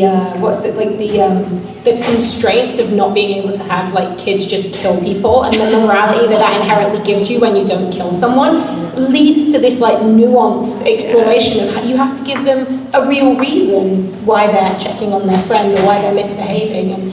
And I also think that's, like you said, it's about the care that's put into the characters. Yeah, and they're usually not guilty because their crimes aren't terrible. It's like crimes that we're accused of when we're younger, of you're not perfect, you're gonna, you need to live up to this thing, but the crime is, for lack of a better term, bullshit. So you want them to be like, this is stupid, I'm gonna do what I want. And I kind of like that they kind of say these things that a lot of girls are being pressured on themselves, you don't need to worry about that. Yeah, right. It's BS, do what you want. And it's also great because their revenge is never as harmful as what has already been done to them. So, or it matches that kind of terribleness, right? It's never life or death. It's always this person bullied me and now I'm going to stuff a cake in her face. I'm not perfect, but I'm gonna win this trophy and show you guys that I'm worthy. Exactly. Respect. And on that joyous note, we're going to wrap up because I really appreciate all the work that the people who run these rooms do, and it must be really hard to do. So have a round of applause for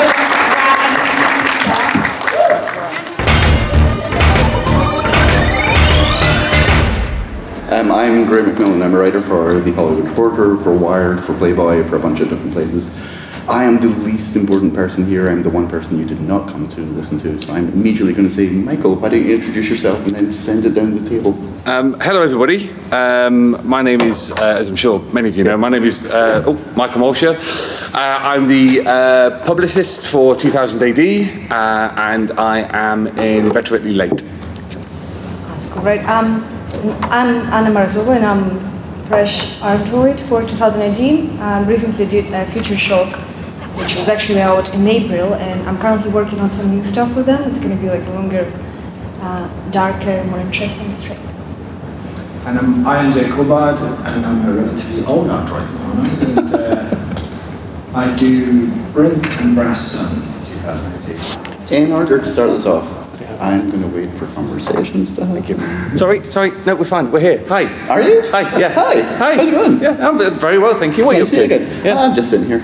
Okay. Just having a chat. Do you want to start? That was a good face. Yeah. I want to know. I know how you got involved in 2000 AD, but these people don't. So tell me how you discovered 2000 AD, and then if the rest of you do the same thing. Hands up who listens to the 2000 AD podcast. A few of you. Okay, See, not fine. as many as you thought. I really like the fact that my boss put his hand up just then. Makes it all very worthwhile. Thank you, Chris. So I started reading 2000 AD in 1998. Best of 2000 AD Monthly, issue 33. It was the first half of The VCs by J. Finley Day, Mick McMahon, Cam Kennedy, and others. My mind has gone blank. And Ron Smith, John Wagner and Alan Grant's Hot Dog Run. And from that, I started reading 2000 AD on a regular basis with Prague 722, I think. It was one from, it was the Gulf War, and they wrapped it in a desert camouflage cover and sent a load to the troops. I wasn't in the army. I was... You were 13 or something. Yeah, I was 13. Yeah, exactly. Yeah, anyway. Anna, when did you discover 2000 AD for the first time? Well, I discovered 2000 AD probably say about 2 years ago, properly to be fair, because I'm originally from Russia and then I lived in Estonia, and the only thing I heard kind of related to 2000 AD was the Judge Dredd movie. I remember seeing the poster on the movie theater. That's the only thing. And I came to the UK, and I have a friend who works in a comic book shop, and he once showed me like a huge shelf which is just dedicated to 2000 AD. And he was like, that's like all the Judge Dredd style we have. I'm like, wow, looks like a lot, but I don't really know what it is. And then I started researching, and then during my comic books studies at the university, we obviously like did more work on it, and it actually like really caught my attention, and I started just from like reading about 2000 AD and the history, because the history is absolutely unique and great. And then I just started like picking up the magazines and the books just on my own and started reading stories. So yeah, I'm actually quite new to this world, let's say. I read it from Prague 1, but not like I knew what I was reading at the time because I was really little.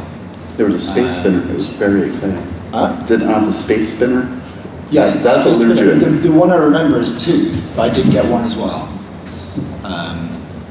Because I come from a divorced family, so I was really spoiled. And no, but the second one was, I got the second one, I can remember the second one because it was $6 Million Man, so, and I thought it's cool because you get cybernetic stickers, right? For copyright reasons, Mac 1. Yeah. See, I was too young to know the difference. I wasn't aware at that age of copyright law. So. Yeah. And at the end, hello, could you introduce yourself to the audience, please? And then talk about how you discovered 2000 AD. What's that, sorry? Could you introduce yourself to the audience? Yes. Hello, I'm Joelle, a comic book artist. And how did you discover 2000 AD?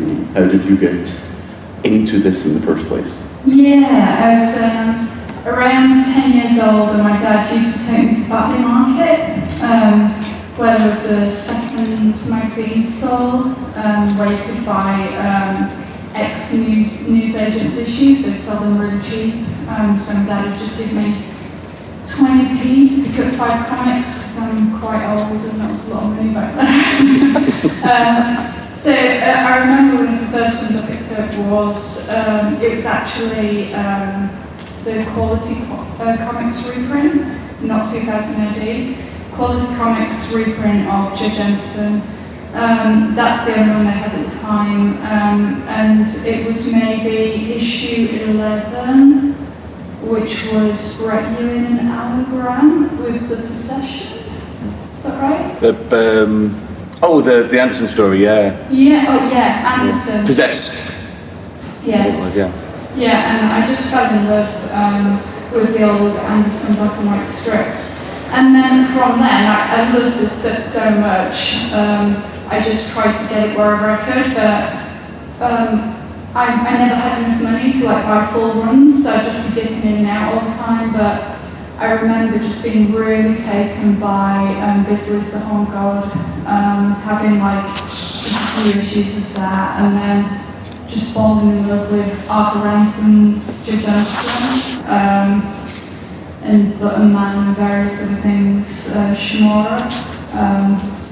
Yeah, loved it. I like that everyone here got into 2000 AD at a different era of 2000 AD. Because one of the things about the comic for me is that it evolves and it stays relevant, and there's always something interesting, no matter when. Yeah. You know, like you've been reading since '77, you only got into it a couple of years ago. Yeah. You were 88. Well, I got into it and came out of it because I can remember I didn't pick it up for ages after that because I was just given it as a kid on a bus. Yeah. But that's my earliest memory of reading that. But when I was doing paper round as a teenager, I then used, number 10 didn't used to get a copy all the time. Because I would take it. Are you admitting to shenanigans? I was engaging in shenanigans. And then one day I went to deliver to number 10, usually get my copy of the prog, and there were 2 in there. Because the guy knew I was taking it, so he put 2 in. So I ended up, my newsagent used to get me the prog every week. So, and that was around the time, I think it was just before Zenith or Durham Red or somewhere around about then. Yeah, so that's like it was a real hotbed time. Yeah, like 86, 87. Yeah, that's it. I wonder what, like if everyone here has a different idea of what 2000 AD is because of that. Because I started in like 82 probably. Right. And for me 2000 AD was an adventure comic that had jokes that I didn't always get because it was written for multiple audiences. You know, there was stuff that I could get as a kid, and there's stuff that people just wouldn't understand if you're, 6 years old. Yeah. You know? Yeah. But by the time you're in like 86, 87, it's starting to mature. 2 years ago I would say it's written for an older audience even still. Like, what is 2000 AD for you? When you think of 2000 AD, what is it? Molcher? That's a really good question. Well, I think, like you say, everyone's got their period of 2000 AD. And so it is kind of things when people start talking about 2000 AD has a golden age and a new golden age. I think yes, in hindsight it has, because you're looking back and you're analysing things based on a way of thinking about them now. But at the time, I think the thing that hooks us into 2000 AD is that it's good at that moment. Yeah, I started reading regularly in 1991, which by almost universal acclaim was the beginning of one of its darkest periods. I disagree. I think you can point to virtually any point in 2000 AD history and go, well, there's a stinker in there. There's something that's not as good as Judge Anderson. There's something not as good as Bad Company. Meltdown Man. Meltdown Man. Meltdown Man, Mambo, Terremoto, etc. But I think what grabs you and the strength of 2000 AD and what it means to me is that it doesn't matter when you start reading, there's always going to be strips in there that absolutely spark your imagination and grab you. Otherwise, it wouldn't be so addictive. You wouldn't have had all these stages all the way through its history, or you wouldn't have a panel of people who all started reading at different times. Mm-hmm. Whether it was a classic era, whether you're reading Brett Ewins and Alan Grant on Anderson, whether you're reading stuff now from the Rebellion era, I was picking up classic stuff alongside actually reading the prog. So I think what it means to me is it's always good when you start reading. Mm-hmm. And you can retrospectively say, well, this was a bad bit, this was a good bit, but its strength is always that the standard is always above a certain point, so it'll always grab you, even when it's maybe having a bad month. Does that answer that question? That does answer the question. I want other people to answer the question too. Yeah. You see, I completely agree with Michael when he says that it's always good, no matter when you actually start reading it. But it's a bit different from my perspective because like I'm quite new to this universe, and my view on this is not particularly linear because like I would probably say the majority of the audience have been following it in like different eras, and I can actually see like the structural change in it.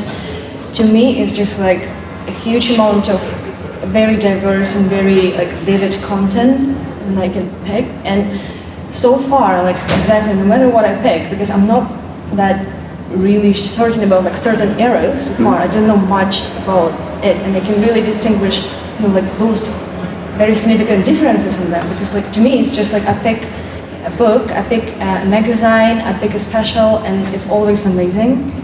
So to me, also like from a person who actually started like researching 2000 AD's content and 2000 AD's history, I would probably say that most importantly to me it's a legendary publisher. It's like a real influence, because the influence it made on like Western comics and absolutely different, absolutely unique and rebellious view on like very classical issues and approaches. It completely changed everything.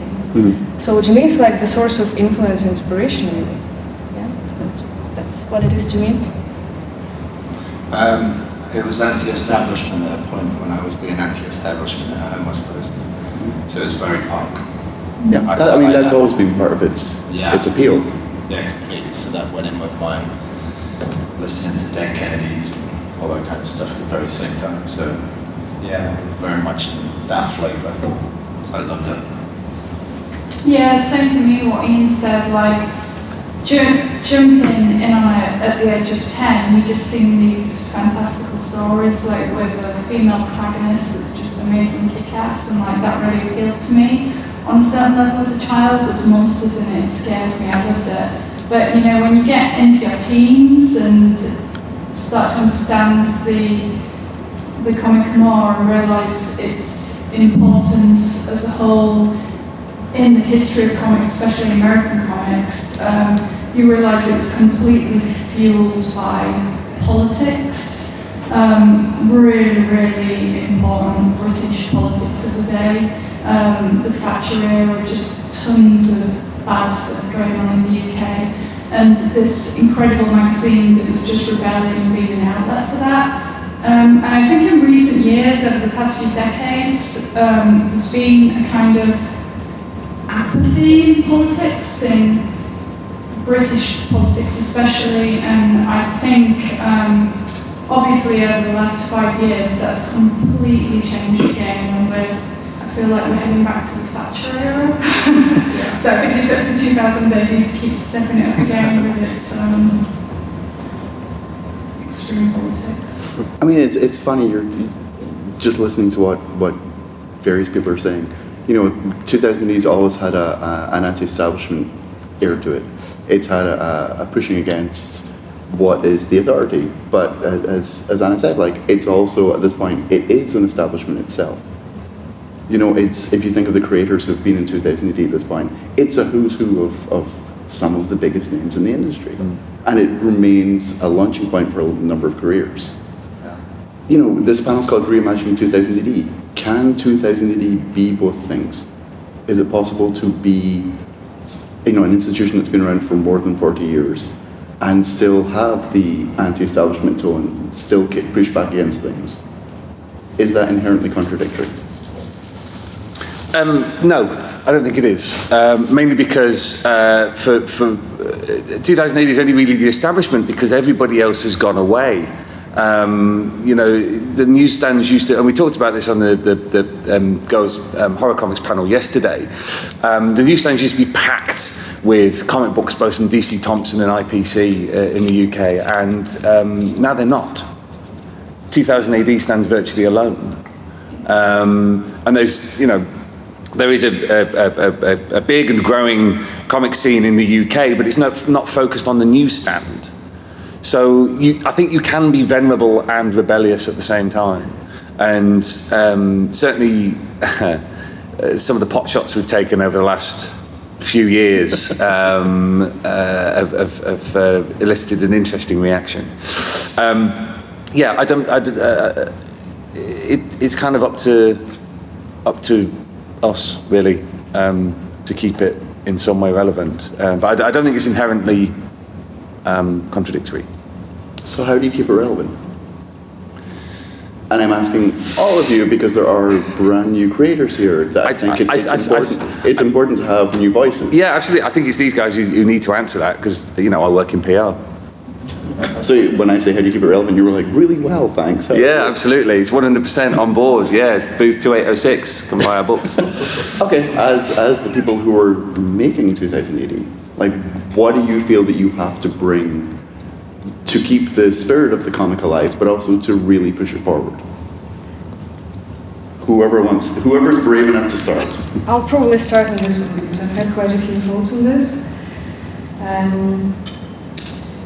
You see, it's interesting because like 2000 AD, they have established like their very own unique fan base. They became very, probably say even quite sensitive when it comes to like experimentation.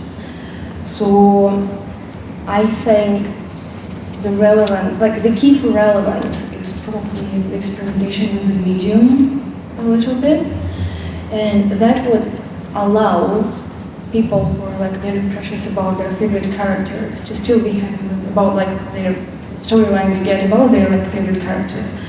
But there are also ways of attracting new audience, but through slightly different, as I said, like mediums. So web in particular, I think that web comics could be like a real good way of, you know, attracting people, and those don't necessarily have to be about the, you know, like existing precious characters. They can be like more like kind of special, exclusive things that would include certain references that would drag new audience into researching the past and the history of 2000 AD.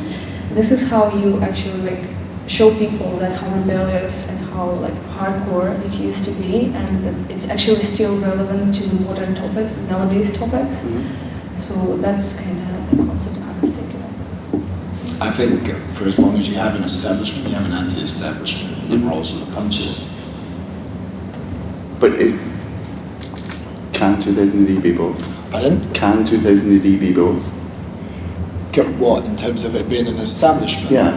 But I think you mean that in the context of it being like, the way I read it and what you were saying was that it's in the context of like being the home for all these names and stuff. And the time when it in was terms of being one of the, you know, most venerable British publishing houses. Yeah, and it's including these days, yeah, the treasure of British comics line as well. That's a hindsight trajectory. It's like looking at it from a long, broad perspective. At the time, it wasn't that at all, and it still isn't that. It doesn't have that sort of self-reverence in that way.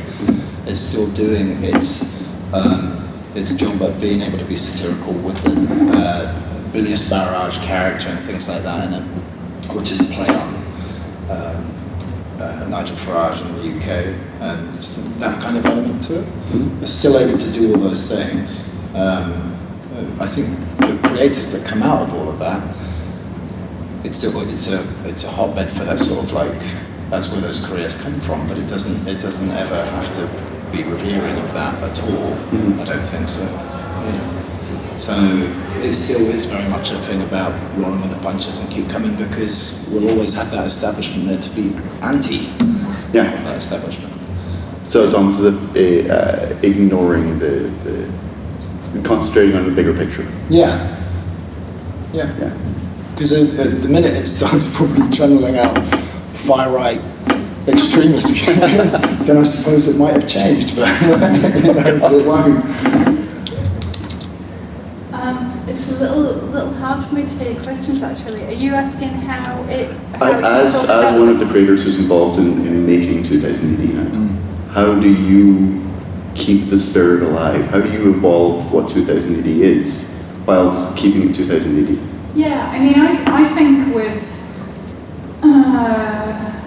things like this, like with 2000 AD especially, I think there's a certain element of risk there. It's about taking risks, pushing stories, pushing boundaries, doing things that are shocking, that make people ask questions, and I think that was definitely the idea at the beginning. And you know, times change, and you get used to stories, things become normal, and you know what's the next level we can take it to. I think as storytellers and artists, we need to constantly do that.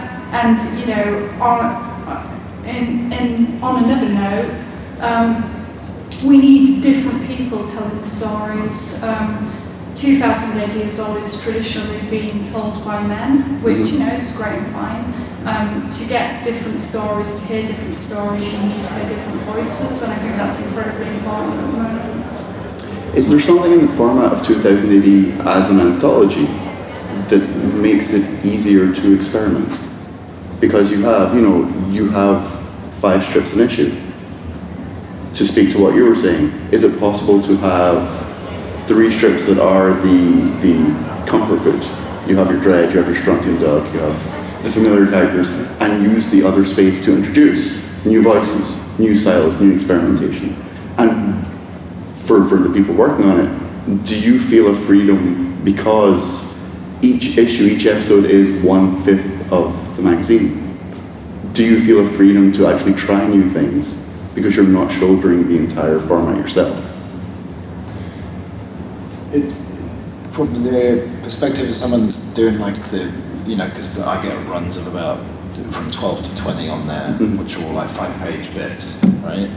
And in that sense, yeah, absolutely, we've got a degree of leverage in coming up with the concept and in terms of how we present that and what kind of tricks we want to try out while doing it. It's a very liberating and free way of actually working. I find personally that it's really an open space, and I think it is something that you can use for experimenting. I guess somebody else might do, but I think so. There's certain things that I've tried out, certainly within the strip. And as a newcomer to the series, is it something where you feel that you have the space to experiment and grow because of the format?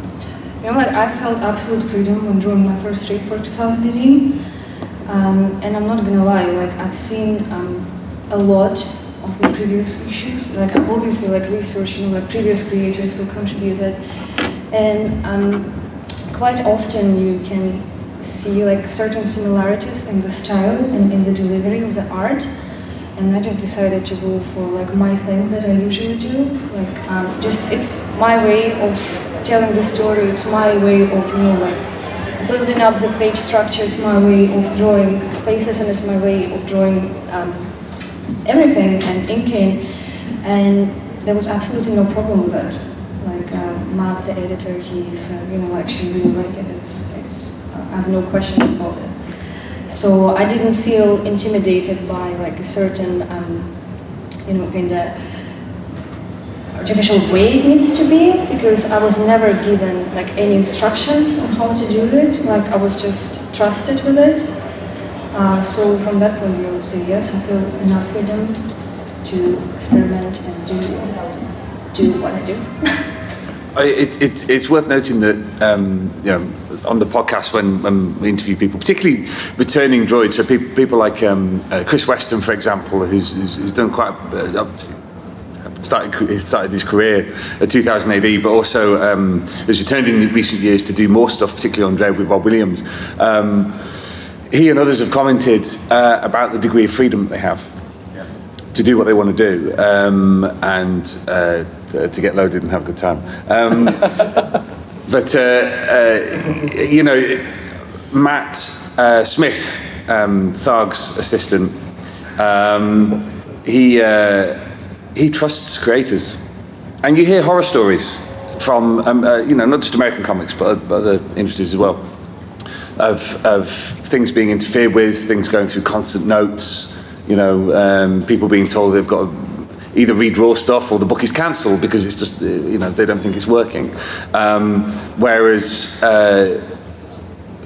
while sometimes there can seem to be something of a house-style 2000 AD strips, there is freedom to do it. You've got an issue where you've got Ian's artwork, you've got Lisa on the cover, you've got Ian's artwork on Brink. or Brass Sun. You've got Anna's artwork on a Future Shock. You've got Simon Davis, who's the honorary secretary of the National Portraiture Society. Back home, he's literally an award-winning portrait artist, and he spends his time doing comics. You know, what other comic has that? Well, I was going to say there's something about 2000 AD that I think is inviting about for the reader, that they're much more accepting of things looking differently. I would hope so. Yeah, I mean, you do see some reaction when something is radically different to what's gone before. There are people who, I mean. Referencing to Simon Davis, you know, he's been working for us for over 20 years. There's still people who don't like his artwork. And that's fine, because there's 4 other strips, so they might like the artwork. Mm-hmm. You know, and considering that an anthology is now an unusual format for comic books in the industry, it is a remarkably adaptable and a resilient format, because. Matt is able to have a policy of hatch, match, and dispatch. You know, create new strips. Actually, that's not the relevant term at all. Just it's hatch and dispatch. Hatch and dispatch. I was thinking. My mind was thinking. Yeah, my mind was thinking back to the panel yesterday. Okay, hatch and dispatch. So you know, start new stories if they don't work, and there's been plenty of stories in 2000 AD's history that have got through their first series and promised more, and then never happen. But if they do, fantastic. You know, where else would you get a home where something like Brink or Brass Eye or Scarlet Traces could live and flourish over such an extended period of time, where you can come back and reinvigorate Fiends of the Eastern Front. You know, Dave Taylor's artwork on Ian Edgington's recent series was absolutely breathtaking. Yeah. You know, and that was just a one and done. Yeah. That fits into a wider story arc, but you know, you could just read it and go, actually, that was unbelievable. And that's kind of, you know, I'm sorry, I'm rambling now, but that for me is the strength. I just wanted to come back to a point that you made earlier about establishment, anti-establishment. It's often forgotten that for all of the anti-establishment nature of 2000 AD, IPC was one of the biggest publishing houses in the UK, and at one point was owned by Robert Maxwell. You know, we don't like to talk. Well, yeah, for all of the, you know, the freedom that its creators were given and editorial was given, they were still part of a corporate structure. Yeah. They were still part of a massive multinational. It became a multinational corporation, and that it was allowed to kind of flourish in the shadows is remarkable, I think. It was printed on the offcuts of newspapers of the Sun, wasn't it? Well, I've already told this anecdote this week on a panel, but I repeat it for the benefit of this audience. Kelvin Gosnell, when I interviewed him for the podcast, said that he had a tour of the printing presses at IPC down at Wapping, I think it was Wapping, and like this 3-story behemoth that kind of made the entire building shake. And he was told that they only print comics because they keep the presses ticking over at night. Because it's like a steel forge. Once you stop them, you can't restart them. So they just keep feeding them. And so comics was a cheap thing they could feed through on the cheapest paper possible. It's like that thing where in the early days when American ballast ships from America had ballast and there was no comic books. It's the way we've had a comic book. It's almost like we're a cargo call. Yeah. From the offcuts to here. Yeah. What even happened? Because 2000 AD has been so long-lived and has such a history behind it, and has such a following, has such a readership and versatility. Are there dream projects or dream ideas that you guys would like to do within the structure of 2000 AD, with the safety of 2000 AD? If it's something that allows you to experiment, is there something you'd love to do with an established concept, an established series, or something brand new to get the eyeballs of the 2000 AD reader? Molcher is literally grinning like... Well, no. I was grinning because all the way through that question, Anna's sat here nodding away, and I'm really looking forward to this answer. Yeah. Honestly, like, it's going to be, I wouldn't say it's going to be completely random, but it's not particularly about art or like series. It's more about, as I mentioned previously, there's something about the medium, because I think you see like 2000 AD, they've got like the ultimate advantage on the market because they're owned by a gaming company. Most people know so much about the interactive content. And to me, it's like the fascinating part because I actually come from like a digital interaction background. So I kind of work like with like fun stuff on the web and stuff. And one of my projects were actually an interactive comics, which included augmented reality and location-based stuff. So to me, I think like that would be so awesome for 2018 to have a look at and to experiment with. Is because it's got like this amazing variety of different content that can be brought within a different medium. And by that I don't necessarily mean, you know, just like put your comic college on the web and just like read a PDF. I mean, like, and not the game as well. It can be something in between, and it can be something real fascinating. What was the question? Just like, because Are there dream projects for you? Are there things that you would like to do that are outside of what you're already doing, but taking advantage of the readership that already exists for 2000 AD? Are there things you'd like to do to challenge them? Yeah, that's a hard one. That's really hard. I think what I do know is that I feel kind of very comfortable in the not, you know, because of the way that we work at the moment and the environment that we work in. I kind of just know that like something is more likely to be given a chance or something with it because of the format. The format allows for that. So, I mean, even just thinking about things like Brink or Brass Sun, even those are challenges in and of themselves. Yeah. So there you go. So those were different as well. They were at the time when that came along. Brass Sun, that kind of artwork, I don't think was very widely seen certainly in the responses. And likewise, Brink, I think, kind of has to root and establish itself because it was someone different encroaching on the readership's place, I suppose. But I think it's, and Brass Sun really helped Brink establish itself. And when people saw Brink was quite different from Brass Sun visually. Yeah. You know, but it also allows you kind of feel more invested as well. Because I can remember I did 10 parts of Brink, and I went into hospital, I had surgery, it was a hell of a lot of morphine. And as I was lying there in bed, I just went, oh no, I've got to do this quite differently. And then when I got out of hospital, I redid the early parts of Brink. I can't remember, it was about 10 pages, not 10 parts, 10 pages. I went back and redid them because I suddenly realised what it was I was trying to do. And that was what made it different from Brass Sun. But I think it's like, it feels like a real safe place to be able to do that sort of thing. So talking of what's further down the line, I don't feel inhibited when coming up with an idea for something to take it to 2018 at all. I don't think like in terms of will certain markets like this or not. Because as you say, it's an anthology environment. My voice is going on. It's an anthology environment. And therefore, like Molcher said, it's just you've got you've got 5 other stories in there. If you don't like one, you might like one of the other ones, you know, and that was always the case as well. That was the case when I was reading it when I was younger. It was like, there were strips in there that I did, like we were talking earlier on the Judge Dredd fascist Supercop thing.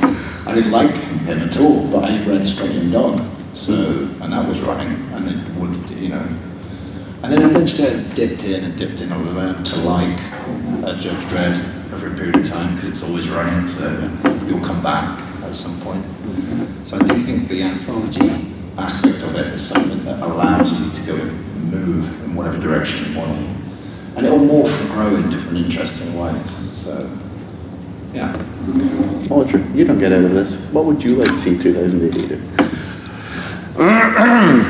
Speaking as an employee of the company, party to many secrets. I'm speaking entirely personally here, not in any way, shape or form as a spokesman for the company or the comic. I'd like to see more kids' comics, to be honest with you. The Corum Buster. That's how it started. Yeah, the Corum Buster special, the Tammy Ginty special, 2000 AD Regened. If you've not picked them up, please do so. They're absolutely fantastic. Available from our web shop or comic book stores can order them in. Fantastic. Absolutely fantastic. And one of the things that I like, and we touched on this at the Girls Horror Comics panel yesterday, was actually how mature those comics were. Because in British comics, for children didn't mean childish. And I think that's something we really forget in this industry. And we saw it in the response to some of the specials that we've done, where we market them as all ages. It's important because that's the term everybody should understand. We get some negative feedback, people going, it's for kids. No, all ages. Yeah. I can enjoy it. My teenage nephews can enjoy it. We know that people's kids are enjoying it. Do not dismiss it just because kids are able to enjoy it.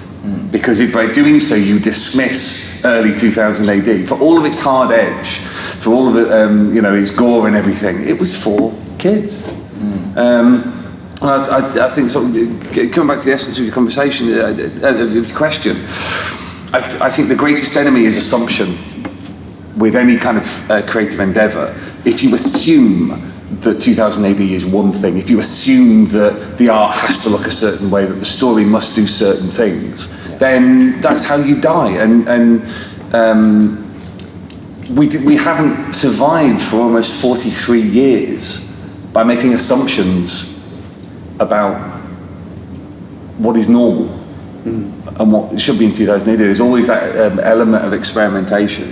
And certainly, you see it in the last sort of 10, 15, 20 years, essentially the rebellion era. Matt's very good at, as you say, giving people what they want and introducing them to something new. We're talking about reimagining 2000 AD. I think 2000 AD reimagines itself every single week. Every week, yeah. The thing I'd love to see come back is Misty to me. Yeah. I'd like, oh man, that just didn't have a long enough life. And I want it weekly. No shortcuts on this. Oh God, don't do that to me. Oh, no. We're getting Misty weekly. If I say it, it'll happen. I mean, this is one of the great challenges for Rebellion as a company, is that the newsstand is not what it was, and there are significant barriers to getting new comics onto the newsstand. The specials that we've done, we've put a lot of effort into priming the distributors, priming the retailers, convincing them, because you have to convince them. It's not a given. Just because you supply the books to the newsagents or the comic book store doesn't mean that they actually put them on the shelf. Doesn't mean that they push them. Doesn't mean that they care about them. For those of you who know nothing about the UK newsstand, it is dominated by W.H. Smith's. It's this big chain of it's everything, isn't it? It's a stationers and bookstore and newsagents and everything, where you can get your sandwiches at lunch. They're kind of a bellwether for how well you're doing. And people say, I didn't see it in Smith's. And so, to them, it almost doesn't exist. Because it's important, it has to be on the shelves, it has to be seen. We're fortunate with 2000 AD that actually we receive massive support from small newsagents, from single shops, and from small little chains. So we're kind of insulated a little bit against that. But the kids' comics, I think, if you're not training the next generation how to read comics, then you're in trouble. A friend of mine had never read a comic in her life. She didn't know how to read them. She said, well, I'm either reading the words or I'm looking at the pictures. I can't do both. I said, well, That's but it seems obvious that you would look at the words and the pictures at the same time, but it's not obvious. Yeah, exactly. It's not obvious to someone who's never. So I think if you want comics to survive as an art form, as a medium, you've got to have comics for kids, and that's what I'd love to see. Personally, I'd see us doing, because the reaction to the ones that we've done so far has been so positive. Comics as a medium, I see, is something that sits in between. There's three spots. You have novels, you have cinema, and bang in the middle of that is comics. And comics uses the language of both. They can't use each other's language, but it can use the language of each of those different mediums. But comics as a medium also, to speak to Anna's point, can evolve to include digital media in a way that just didn't exist when 2000 AD started. So there are spaces to just consistently evolve. We have, I think, 5 minutes. Are there any questions? Because I have totally not asked. You, sir, have a question? I'm newer to it, like Anna. Being American, is there a way that you could think of 2000 AD penetrating the American market more, because at this point in our history, we really need subversive, rational, subversive voices. And like, I'd be almost like at how heavy metal was big in the 60s and 70s, because you guys think your politics are screwed up. I think it's equal pegging at the moment. Trying to outdo each other. We do watch the news. But like to get the American, what I mean, the readers who go, okay, I'm gonna check this out, and it's an anthology thing, and kind of pop out at us a little bit more. Yeah, we make great efforts to get more stuff into the American market. It is insanely difficult because because of the American market. Because of the American market, you really love your superheroes. It's Trump's fault. Everything's Trump's fault. It's fine. Even when it wasn't, it is. Yeah. So from a purely business point of view, the direct market is very difficult to shift because retailers are looking for that which sells. They're less likely to take a risk. In terms of books, we do very well in bookstores. Actually, your Barnes and Nobles and your other bookstores, and we've seen a growing presence for us. But of course, at a show like this, everyone's concentrating on comic book stores. Everyone's talking about comic book stores, but actually, there's a whole industry, a whole conversation happening outside of the direct market.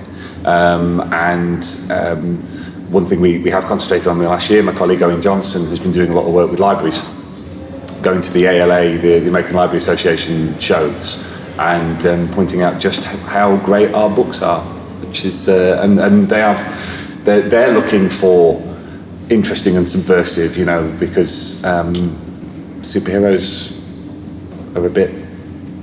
Watch it. I'm just gonna stop talking now. Thank you. Are there other questions? Oh, sorry.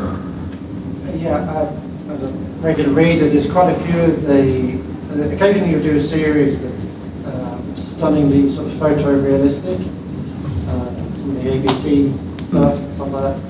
Can you speak to the process that you go through to do those? Because they are just so visually stunning compared to as you say, the styles always vary, but those are like, have they taken photos? Are you talking about Clint Langley? Yeah. Yeah, he is literally taking photos. And then it's like heavily photoshopped. Yes, yeah. Clint's artwork, I've been trying to get him to do it. We did a short series of videos called From the Drawing Board, where we got artists to kind of explain their style and their process and everything. I've been trying to get Clint to do one for Absolutely Ages. Excuse me. I guess it's this kind of weird crossover zone between image manipulation, art, photorealism, and insanity. Yeah. I think. Somebody tried asking me what I was telling them about AD, and they said, "What's the style?" And I think the question is what isn't the style? Yeah. I'd like to add to this one because there are different approaches to this. And there's like amazing artist from Scotland actually. His name is Alex Ronald. So what he does, he can draw like 2D if you want, but he's an amazing 3D modeler. So like his work actually reminds of, like photorealism. It looks so real, but he actually models stuff from scratch and then he's based on top. So that's another addition to it. Yeah, we've got a relatively new artist called Tom Foster. Brilliant. I mean, he, for those of you who know Brian Bolland's 2008 artwork, he almost out-Bollands Bolland. It's remarkable. And he did do a very funny From the Drawing Board video, which is available on our YouTube channel. He's also a stand-up comedian, which you can kind of see in the thing. His process is bonkers. Absolutely just... Do they say bonkers here? People understand. If they're reading 2000 AD, that's a good point. I said Fortnite the other day, and I was stared at by an entire audience. What on earth are you talking about? He goes through this whole process where he models in like Sketcher, and then he'll pencil over he'll print that out, pencil over the top, and then he'll scan it back in and. Ink and watch the video. It's really, really good. Keep going. She held up a sign saying stop, so I stopped. No, you can finish your sentence. I don't know. I just, here, if you don't stop at a stop sign, you get arrested. So, I'm just doing what I'm told. You what? That didn't help Joe Biden. Well, no, that is true. YouTube.com/2000 AD online, and we got a few on there, and they're very, very good. And because we have got the stop sign, that is a sign that we are supposed to stop. See how I did that? Thank you very much, everyone, for coming to see you. Thank you, everyone, here for staying on the panel. Well, thanks so much, Earthlets, for sticking with us. Hope the sound quality wasn't too bad and that you enjoyed these panels from San Diego Comic Con. We've had a great show. We're exhausted. We're probably off for a drink tonight. But until next time on the 2000 AD Thrillcast, which will be coming to you from Oxford rather than San Diego. Splendid Verthric.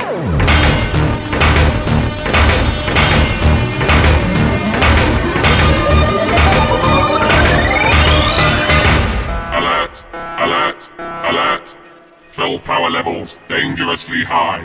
Alert, alert. Read 2000 AD every week. Ask your comic book store or newsagent now. Subscribe to the galaxy's greatest comic at 2000ADonline.com. Subscribe digitally on our apps for Apple, Android, and Windows 10. And download DRM free copies from 2000ADonline.com. Alert, alert. Stand by for urgent updates. Search for 2000 AD on Twitter and Facebook. Watch the latest videos at youtube.com/2000 AD online and follow on Instagram at Insta2000 AD. Program complete. Shutting down.